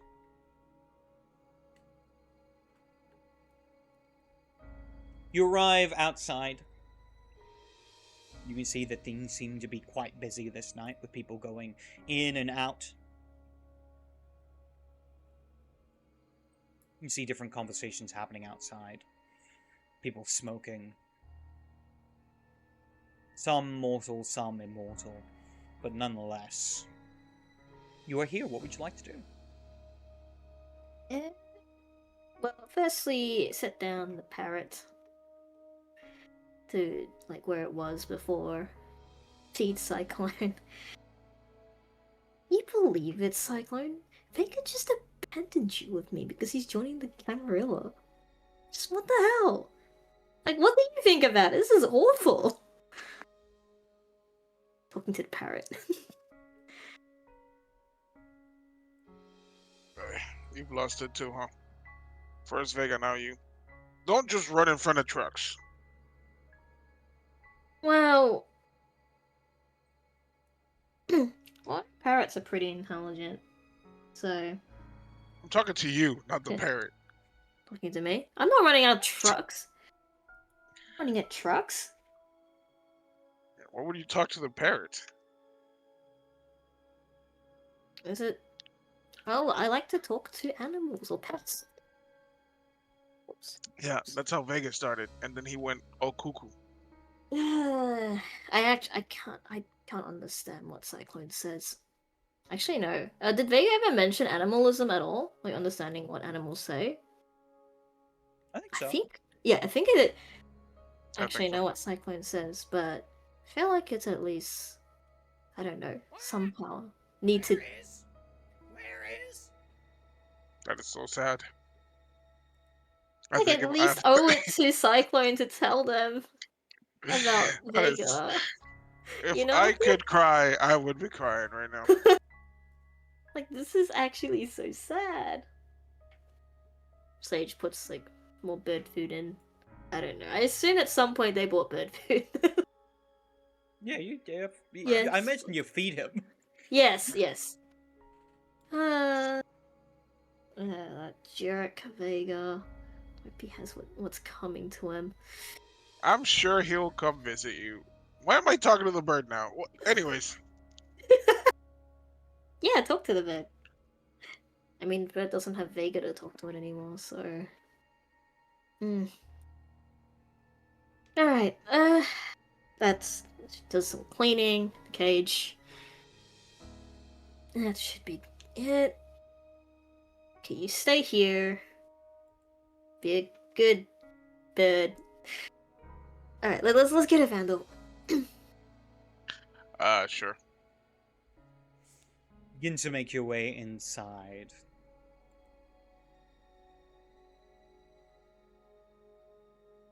Knock. Yeah, the door is wide No. open. You can Is that step wide inside. open? Just. As you do- hey. Carlos, this is as you step into the actual Anarch place itself. This isn't Vandal's office yet. But Carlos, you notice what looks to be this kind of skinny, sickly-looking dog, you think? That just seems to Is come it- up next to you.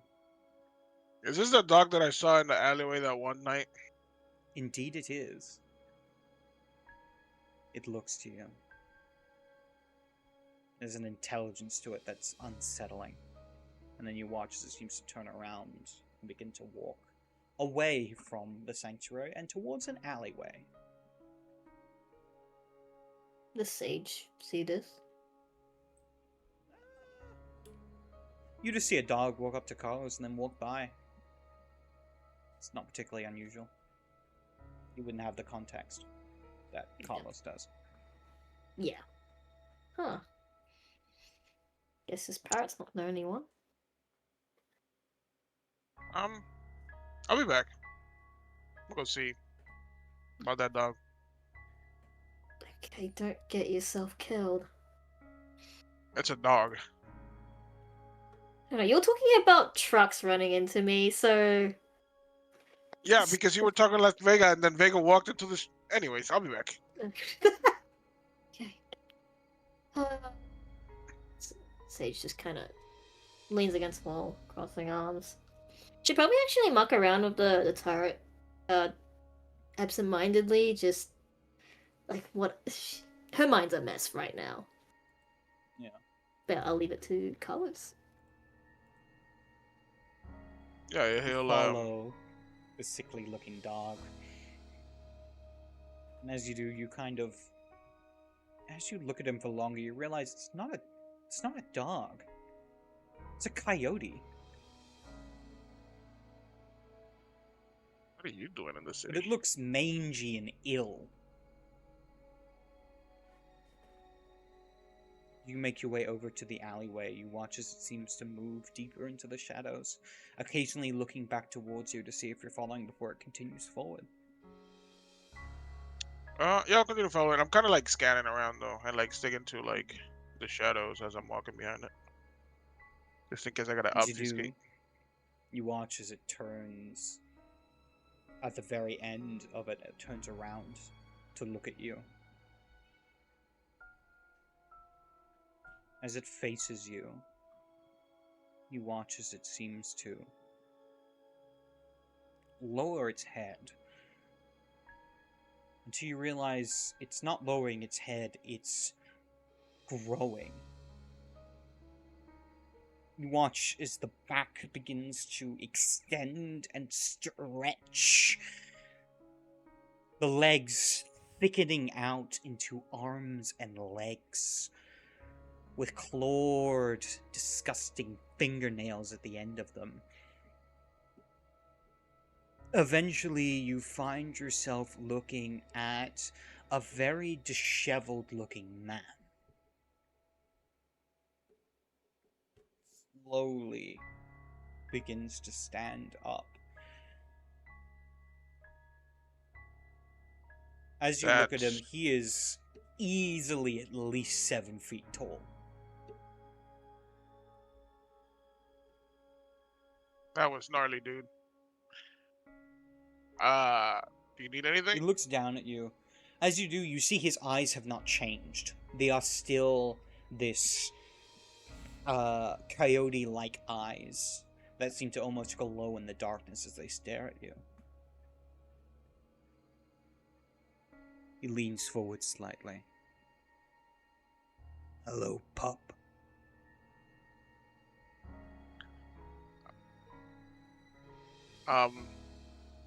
Hi. I'll like offer a fist bump.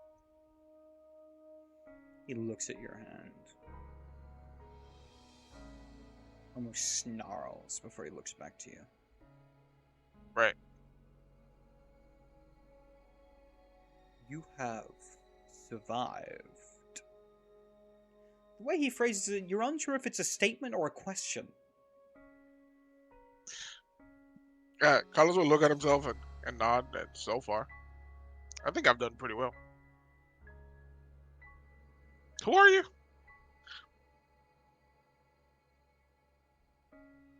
I am of the blood of the beast. And you are my blood.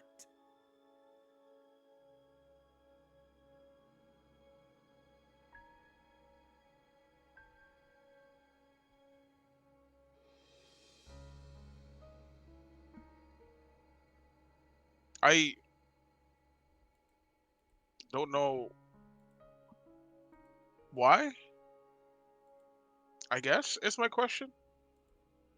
You haven't been there since the start. Why now? Because the others broke the agreement. I thought it only fitting I at least get the chance to speak to you before I kill you. Excuse me. Um, I'm gonna take a step back and I'm gonna pop out my claws instinctively. He just stares at you and snarls.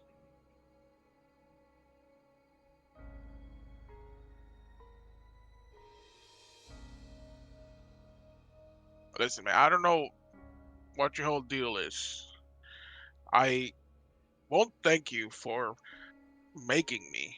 You kind of just threw me away, but I'm not gonna let you just kill me like that. Just chill out. He shakes his head. Not now. But eventually, it is sure to happen. All those I sire eventually find themselves at the end of my claws.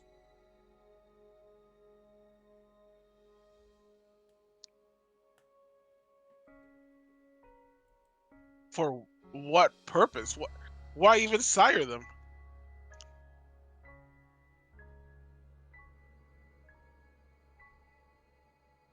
To see.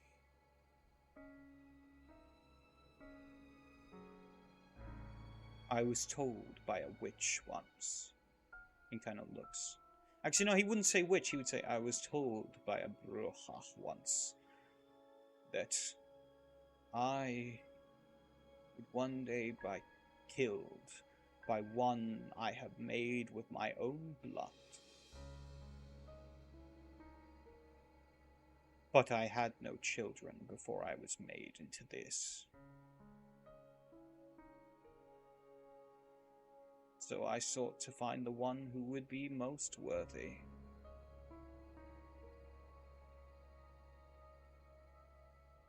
I wonder if you will be it, or if you will be another prey beneath my claws.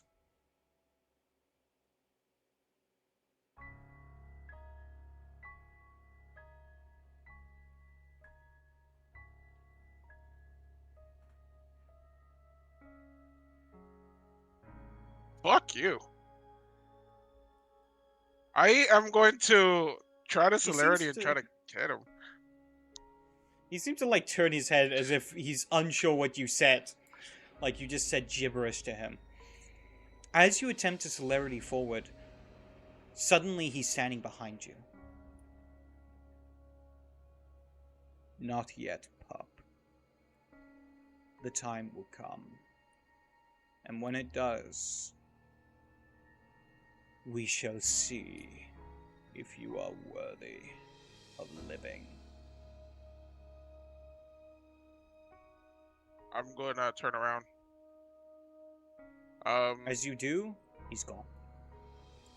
Fucking. He'll do like a very grotesque sign up to the air. Fucking dickhead. What the hell is this? I'm just gonna walk in back to the fucking place, looking behind him because he's a little bit shook, making sure there's no dogs following him. Meanwhile, But he'll back. Sage, you step into the sanctuary. You begin to make your way over to Vandal's office. For suddenly, something catch you off guard. Looks around. You hear the following. a voice yelling. You killed him, you bitch! At this point, you think, oh, someone's fighting. It's not unusual in the Anarch Sanctuary. That is until you feel a fist collide with your stomach. I need you to make me a stamina roll. Stamina. How do I roll that? Soak. SD? Is soak. Soak. Add stamina? Yes, you can add stamina to this. It's lethal damage. There's no fortitude, but I don't know if saying yes or no changes that to that one. No modifier. I don't think I have anything. Difficulty. Standard difficulty, 6. Yeah. 1. Alright. I guess. You take... Oh god, I'm already in a fight.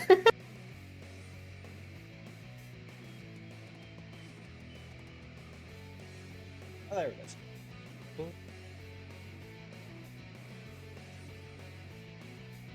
What do I say?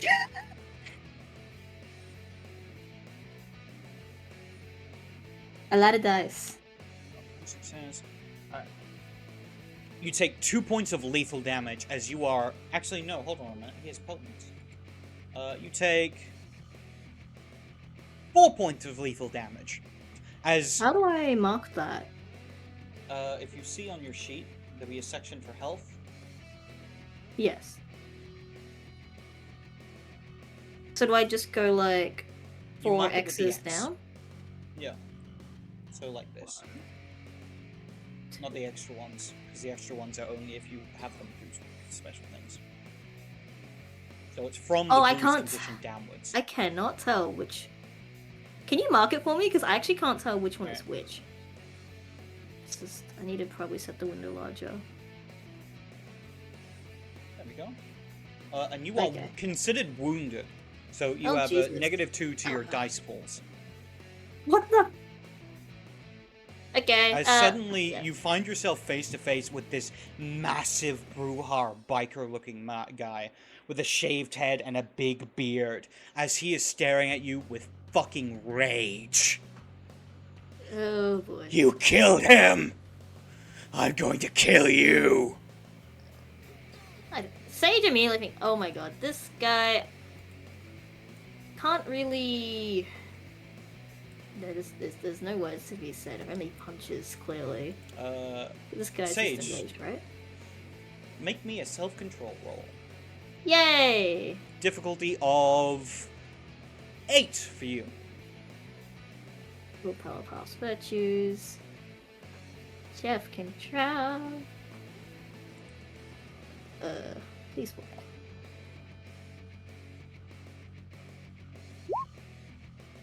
Finally, I failed one! You failed. Oh, You are in a frenzy.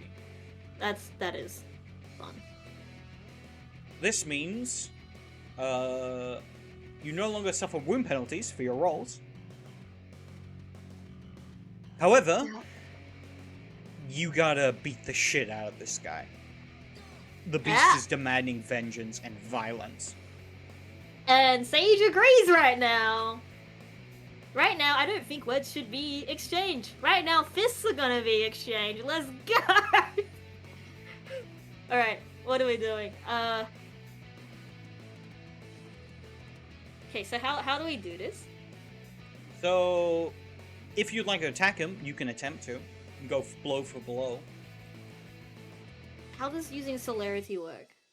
It gives you additional actions if you spend a point of blood. And I'm celerity free. Yeah. So, can I? Yeah. Okay. Do note I'm he li- is doing the same. He's also a Bruja. Yep. I may as well get it in before that guy does. I spent a point of blood for celerity. And basically just laying all the punches. That's the plan. Just like say it's kind of like what kind of roar? Not really a roar, it's just kind of like a scream? A bellow? Like bellowing out? Like I'm gonna not wait. I guess a beast is gonna say, "I'm gonna kill you." Like, fuck you for that. I'm not gonna yell. That's I'm really yelling. So, what do I roll? Goes celerity into this. This will be dexterity brawl. Do note you don't get the bonus dice for celerity if you activate it as extra rounds. Yes, that one doesn't do that. It's just dex straight. Dex, brawl. No modifier. Wait. Yeah, no modifier. No win penalty because frenzy. And difficulty. Difficulty is going to be standard difficulty, so 6. Okay. He's going to use one of his celerity actions to attempt to dodge. So you got 3 successes. 3 successes. His turn. How does it work when you have 2 people with celerity? How do the extra actions stack up? Well, basically, you can use your action in a defensive manner. You can use the celerity action in a defensive manner so that you don't suffer penalties.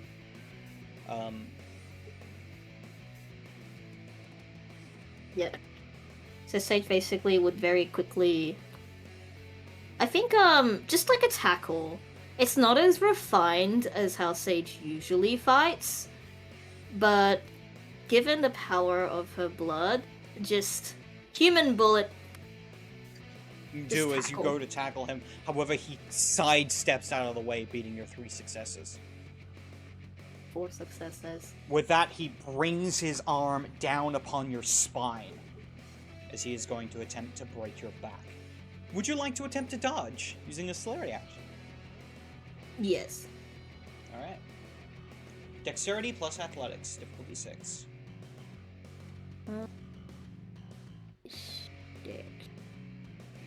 He is going to attempt to attack roll. Difficulty. Ooh, he's rolling pretty well. Yeah, this is bad for me.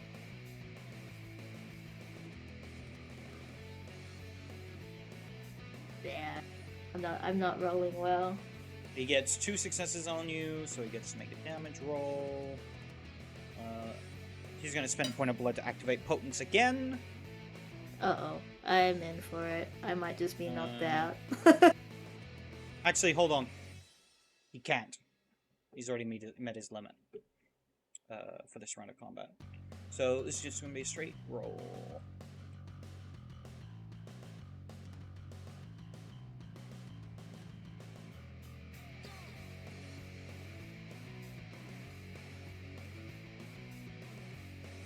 I like how 2 people having celerity basically means just 1 round of each other just becomes longer and it doesn't change that much. Yeah, welcome to World of Darkness. And it's really funny to me. Whoa. Only 1 point of lethal, so make a soak roll. So that's stamina. Just if I leave fortitude as yes, but I have no fortitude, it doesn't change anything. It doesn't change anything. It adds nothing. Yeah. Difficulty 6. 1 success, you take 0 points of lethal damage. As you feel his fist collide with your spine, but it just kind of slides off. I think like Sage will try to move in a way that's a bit unnatural to just get it to slide off. And now that she's kind of like right beneath the guy at the side, try to break the dude's ribs. Alright. This would be your 3rd action. Yes. Slowly. Alright. So... He's gonna spend his... Hold on. He's gonna spend his last action to dodge. Dex brawl again, right? Yeah. Dex brawl. Jesus! This 4 guy's successes. rolling so good! Guy's rolling real well. Whoa! Somehow getting the average. Yeah. I don't think I've ever seen that happen in this game. I'm not rolling as well. Damn. I just can't seem to... Yeah. You go to bring it in, but he quickly moves out of the way. At this point, Carlos, as you make your way in, you see that like a bunch of the Anarchs have kind of gathered around what looks to be two people who are fighting. And then you realize one of them is Sage. Just getting beat on upon this guy that's like twice her size. Yeah. What the And Sage hell? looks Might pretty start fucked up. Well, isn't it a faux pas to get? I don't care. I'm gonna try and get in on the action. Try to like. Oh man, but I have my claws out. You can really I'm fuck this gonna guy up. Yeah, but I don't know if like I should be. I'm gonna try and do the thing that I did to the one priest in the church and try to like swipe at his legs with my claws. I'll say, before you are able to do that, we'll cut to a cinematic moment. As we watch this guy raise his fists above his head as he looks down upon you, Sage, and you hear him say, "This is for Lucas."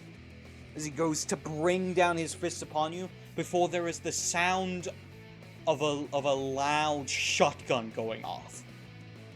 Like this loud burst of air.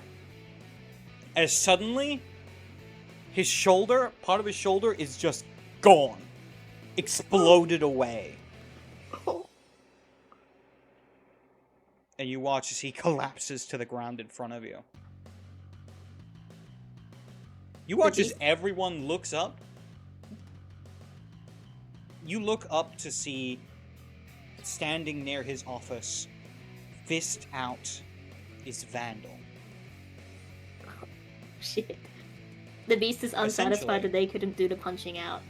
Oh yeah, you So need to unsatisfied. make. Like, fuck. You need to make a self-control roll, difficulty 8 again. That's so funny. Oh, and the dice. I only rolls well against my friends. Clearly, only well against my friends. Carlos, you're more likely to have actually seen what happened. You watched as Vandal stepped outside his office in like a blur of movement, punched at the air, and then the guy's shoulder exploded. Oh shit! As That's if exactly he how was just Carlos literally was. punched by the concussive force of his fist moving through the air. Is it difficult? Right? Yeah, difficulty 8. Self-control, Yeah. difficulty 8. I'm going to retract my claws. What? Oh, so bad. Oh my god. I only get Could be one. worse, right? One is actually really good on an 8, actually. But One's not bad. With one success, you feel the beast bubbling within the beneath the surface. This is unsatisfying, but you are able to hold onto yourself for like a single Fuck. moment. just kind of yells "fuck" and just smashes the ground.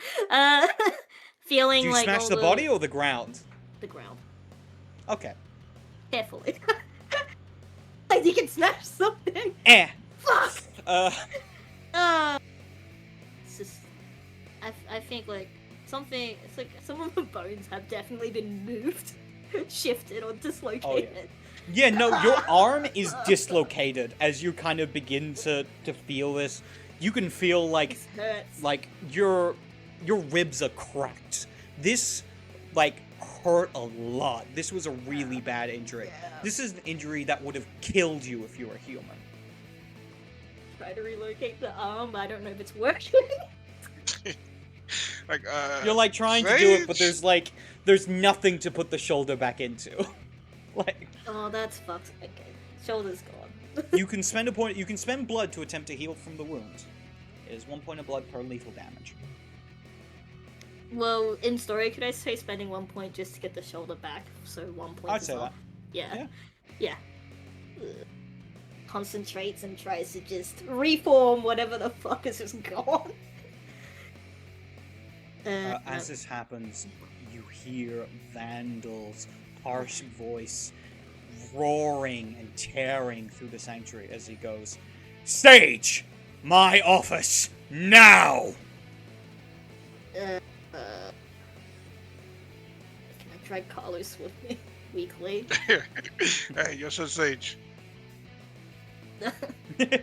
Go over to Carlos and he's like, not my problem.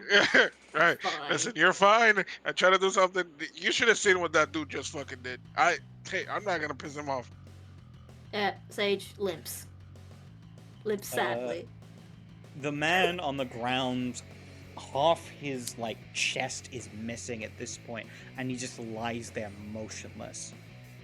As someone seems to come over, kick him a little. He's fine. He's not dead, at least. These people just seem to go about their businesses, suddenly very disinterested in what just happened.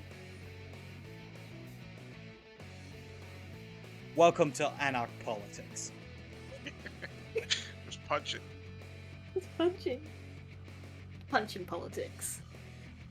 Sage basically sadly lips, dissatisfied, feeling the beast still like fuck wants to punch something. I wanted to end that man's life. Why couldn't I?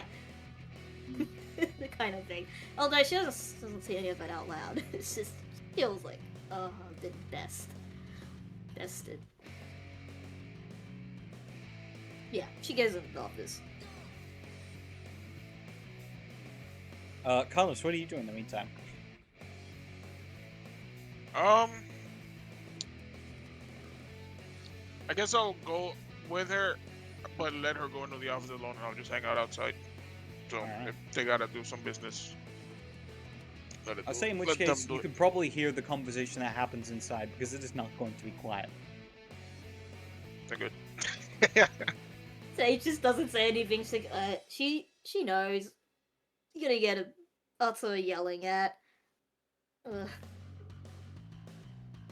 You watch as Vega seems to make his way over to his desk, reaches into his pocket to pull out what is like a cigarette packet, and he goes to pull out a cigarette, but he actually crushes the box in his hand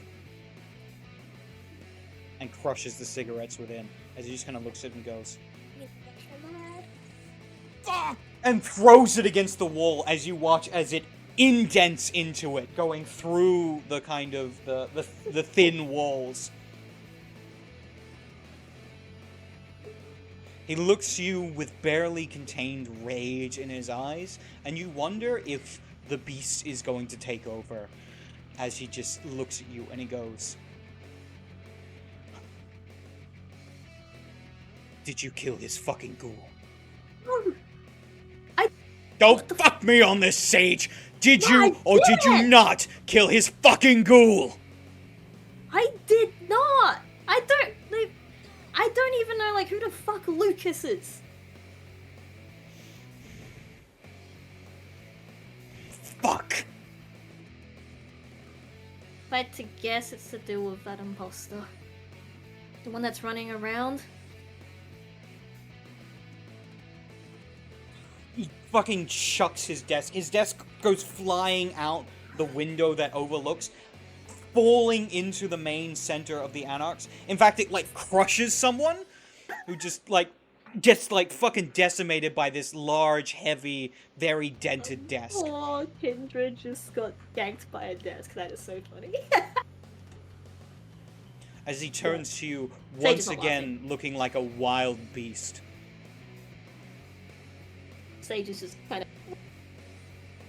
She's trying to stand her ground, but she is definitely afraid.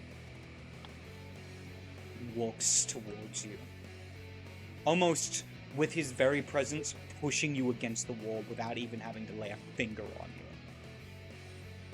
Sage is definitely just inching back until meets wall, until back meets wall, and it's like, oh shit. He seems to look at you for a moment longer before he just exhales.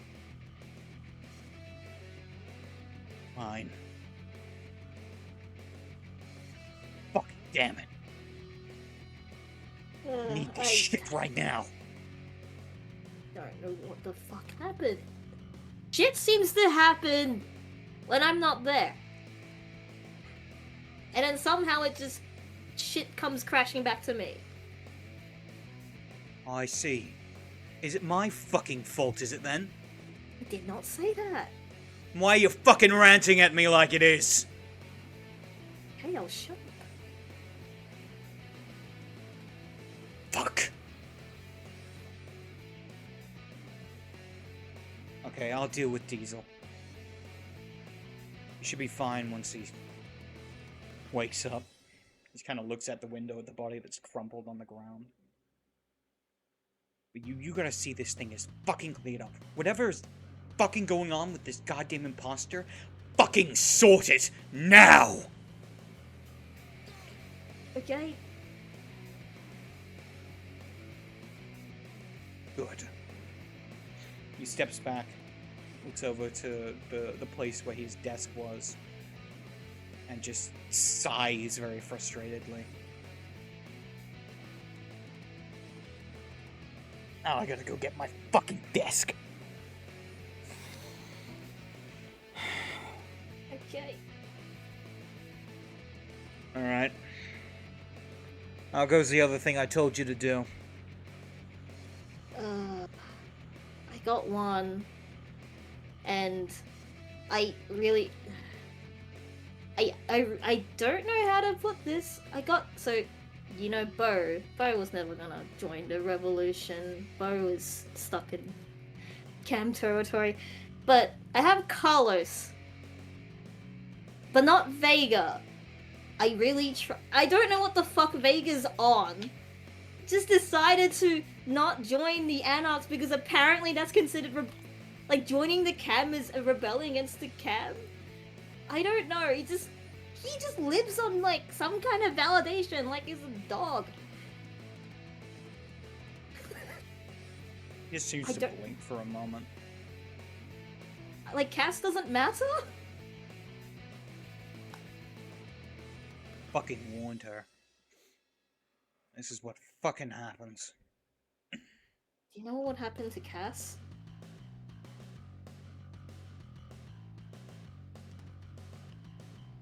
Cass is taking care of some.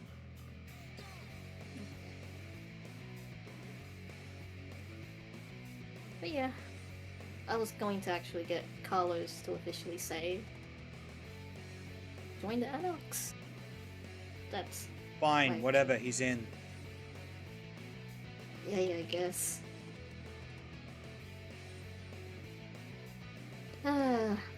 Well, I'm going to go deal with the imposter me.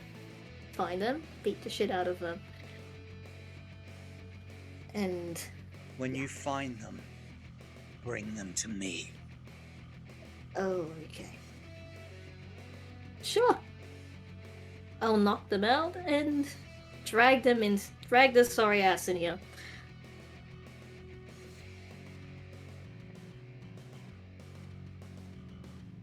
Goes back over to where his desk was, seeing like the indent on like the carpet.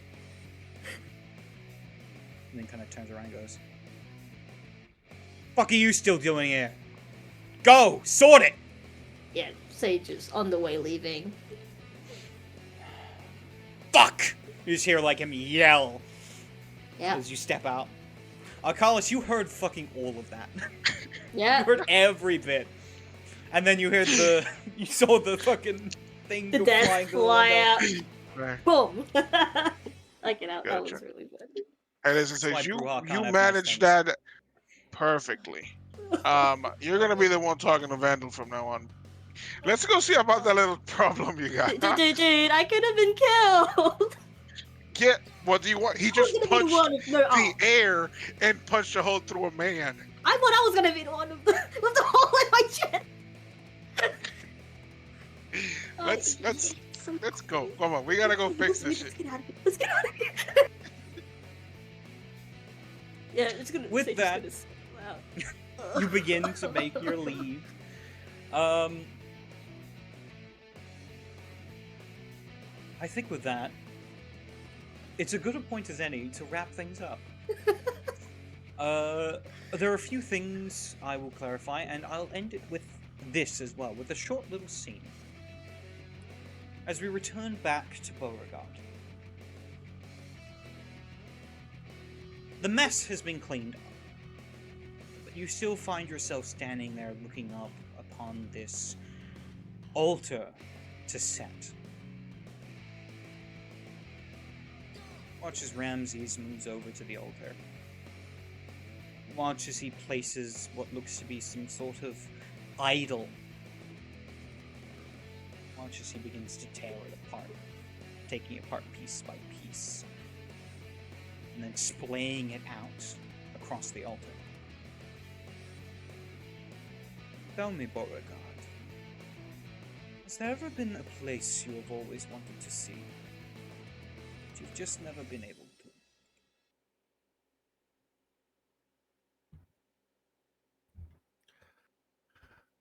Well, I have always heard that there was a fun time to be had for a man of my tastes of the Philippines. You watch as he places his hands next to the pool of blood and focuses. As he does, you watch as the pool, once still, begins to ripple. From it, a globule of blood begins to float up into the air, forming this sphere. As you watch it, it begins to almost glow see-through. Dark light emanating from it as you watch the image upon the blood begin to shift, showing off a foreign land that you have never been to. You see that the sun is high in the sky, yet the shade of the orb protects you.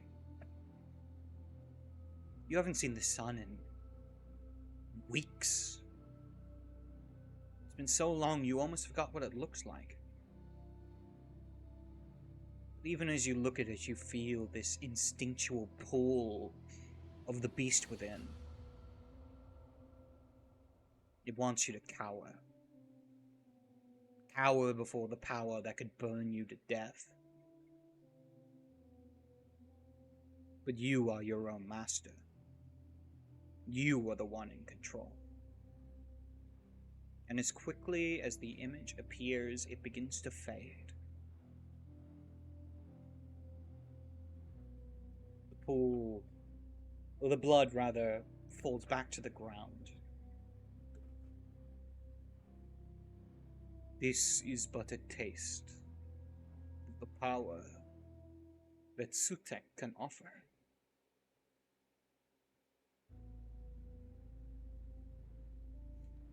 There are legends of our blood, of my bloods, who have been able to blot out the sun for days at a time.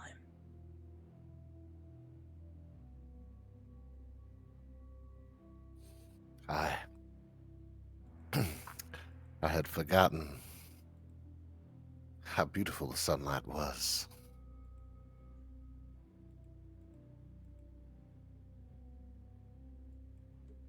I want more of that.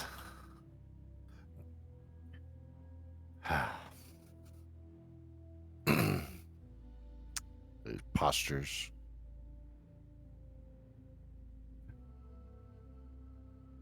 Where does Sutek stand on this chessboard of the area here?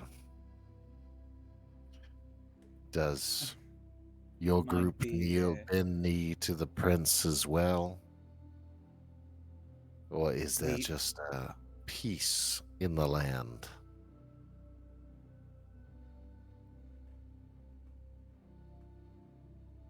Princes concern themselves with the board because they know they are on it, pulled at by the strings of those far more ancient and far more powerful. No, Sutek is not on the board. He is above it. When he rises, you will see that we have the ultimate advantage against the false blood. We will be gods like we were in the world before this. Returns to our rightful place, as he will as well.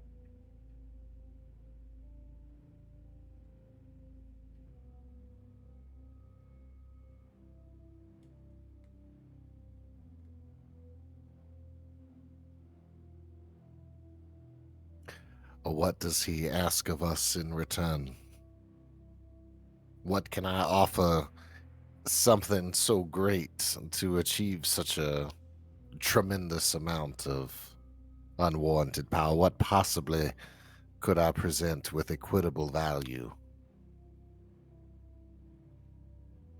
Sacrifice and service.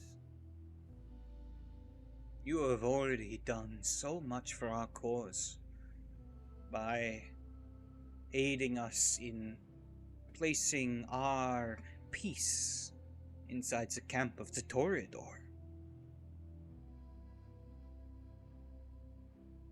You have done so much for the cause without even realizing it. And you will do so much more.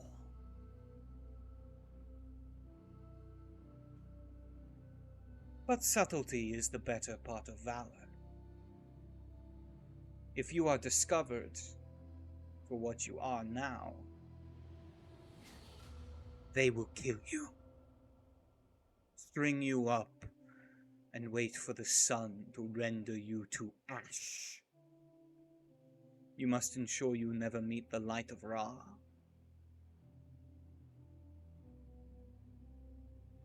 Play the game, Beauregard. Survive. Hide. Bury yourself within their sands. But when the time comes to strike, you will know.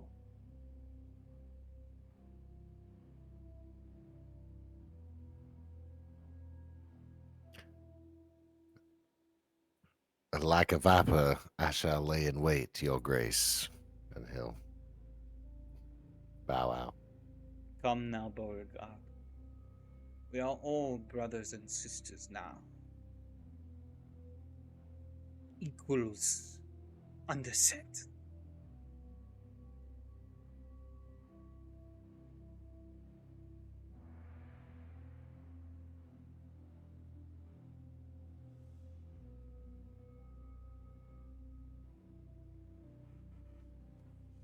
With this, we hear a similar voice from before, cut through the darkness, unheard by the vampires in the scene, but heard by our dear audience. 2 down, 2 to go. With that, we end the session there. Congratulations, Beauregard. You're officially a caitiff. And a Setite apostate. Welcome to the family.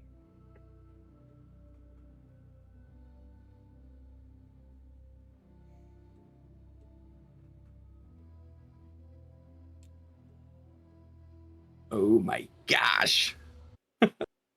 With that, why don't we do some outros? Holy shit. Let's start off this week with Yampa. Yampa, why don't you give us your outro? Tell lovely people who you are and where they can find you. What is up, guys? I am Yampa. I have played Carlos the Cocaine Fiend Bias. Yeah, I don't know. Like always, these guys are great, amazing role players. This whole thing is great. Thank you, Mark, for inviting me to this. Still, it's amazing.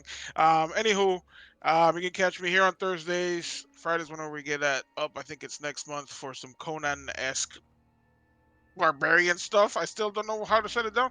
And then on Mondays over at Cyber Station. Actually, next Monday is gonna be our last session if I have that correct for that little season for some Rune Quest. But other than, yeah, thank you for watching. Wonderful. Up next, Tone. Tell lovely people who you are and where they can find you. Hi, everybody, I'm Tone, and I'm playing Vega de Leon here, who's still on the corner. We'll get to that, what happens there. But you can find me on Monday nights, Mortal Rolls, where the gods have fallen, and they're making their way through their Mortal Rolls Season 3, The Unraveling. Also, Ticking Time Bob, Pendragon, every 2 weeks. I think we're taking just a couple weeks vacay during March, but I think near the end of March, we're back on. And this is the Land of the King. This is the Land of the Fae. I guess, Ladies of the Lake. If you like that sort of thing, come check us out. And also Wednesday nights, Dragon Lord, Odyssey of the Dragon Lords with Crit Crafters, where I play with none other than TheCatsMeow. We're in that one, and then of course here Thursday nights, and a couple other projects on the go, like a Star Guardians, which will be coming up very soon in March as well. But Mark, as always, oh my gosh, beautiful, beautiful, beautiful, hearts, hearts, hearts, hearts, absolutely amazing, very intense, and just amazing. Thank you so much for having me. Glad you guys have fun. Considering it's pretty much just me torturing you guys for about 3 hours. It's all it is. Yes, please. Up next, Emiko. Tell lovely people who you are and where they can find you. Hello, I'm Emiko. I just played Sage that had a great time failing rolls. Rolls only succeed against teammates, clearly. I guess you should punch your teammates more often. That was an amazing session. This is the only place where you can find me live. I'm not doing anything else right now. So, yeah, thanks for running, Mark. That was amazing. Glad you guys enjoyed. Up next, Cleansing Rain. Tell lovely people who you are and where they can find you.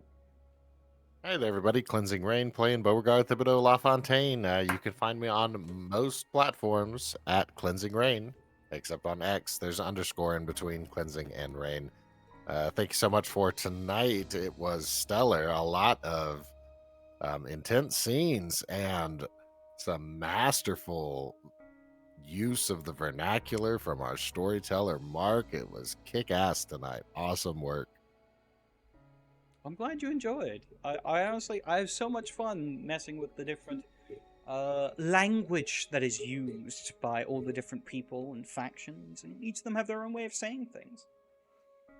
And if you pay attention, you can really tell which way people tend to side with things by how they speak. And with that, last but certainly not least, to our dear guest, Caleb, tell the lovely people who you are and where they can find you. I'm just another villain. You can call me Vil for short, or Caleb. You can find me on Twitter, SuperVillainV. You can find me not this Friday, but the following Friday on Void Doll's channel, where we'll be playing Magi Knights. Very Sentai, magical girl inspired with a little bit of invincible corporate espionage, manipulation. It's gonna be fun. It's gonna be wild. I've gotten to see my character's art and everything, so it looks really good, real fantastic.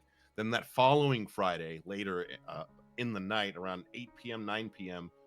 Pacific Standard, you can find me in Dark Reign, where it is a dark fantasy in the Underdark itself. So, like, drow everywhere, we, the escapees, being former prisoners, tortured, slaves, etc., are trying to find our way out in this dark, desperate escape from the Underdark itself.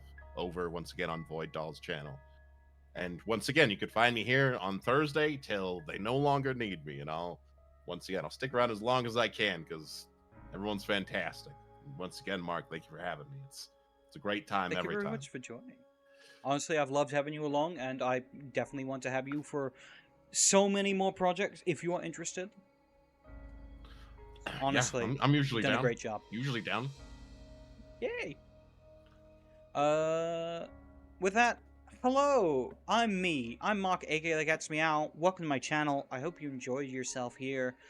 Check out some of the other projects I do. I also do Hunters Hunted on Sundays, earlier in the day, and then afterwards can be found on Ticking Time Bomb Gaming, where we are playing Pendragon. As said by Tone, you can also find me on Crit Crafters, where we're playing Odyssey of the Dragon Lords. As well, this week you'll be able to find me on GM of Revan this Saturday, where we are picking back up with Bloodlines of Despair. It is different from the day it would normally do. It will normally be on Friday. However, we had to reschedule it so we can make sure this thing gets through. So yeah, join us on Saturday for that. I'm also in other places doing other things. I'm sure I'll shout them out as they come along. I got so many shout outs to get through. I really should have started it earlier, but I always forget. Is there anything else anyone else would like to talk about or raise? thoughts or feelings about the game? Nothing but Like- love, love, love, love, love, and in this world of darkness. So yeah, that's about this game. There it is. It is so funny seeing the difference Yeah. between the chem and the anarch. Punch I got that politics. dog in me. So I got that funny. dog Very in different, me. babe. That was so fucking funny. But also, as much as they are different, they share so many similarities. Mm-hmm. To be fair, Bruja and the Camarilla aren't that much different. They just can't do it in Elysium. That's why they do it at home. Exactly. That's why they do it in the comfort of their own home. Comfort of their own fight club. But yeah, I got a few more shoutouts to get through. But I'll move us to the outro stream. So stick around because we're gonna raid out once I finish all the shoutouts. Make sure to follow all the people we're shouting out, and literally anyone we mention. They're all lovely and great and do honestly great content. So I just recommend it. As well, big thank you to all the people who subscribe and resubscribe. Big thank you to so I actually get this right. Big thank you to Serpentine Muse for resubscribing. And honestly, thank you to all of you who have been watching. You honestly make it worth it and make me just love to be able to share my stories and interpretations of the world of darkness with you. With that, I've rambled on enough. We'll move to the outro screen. Thank you very much for watching, and we will see you all next week on Orphaned Blood. If my camera will refocus. Maybe not. Bye!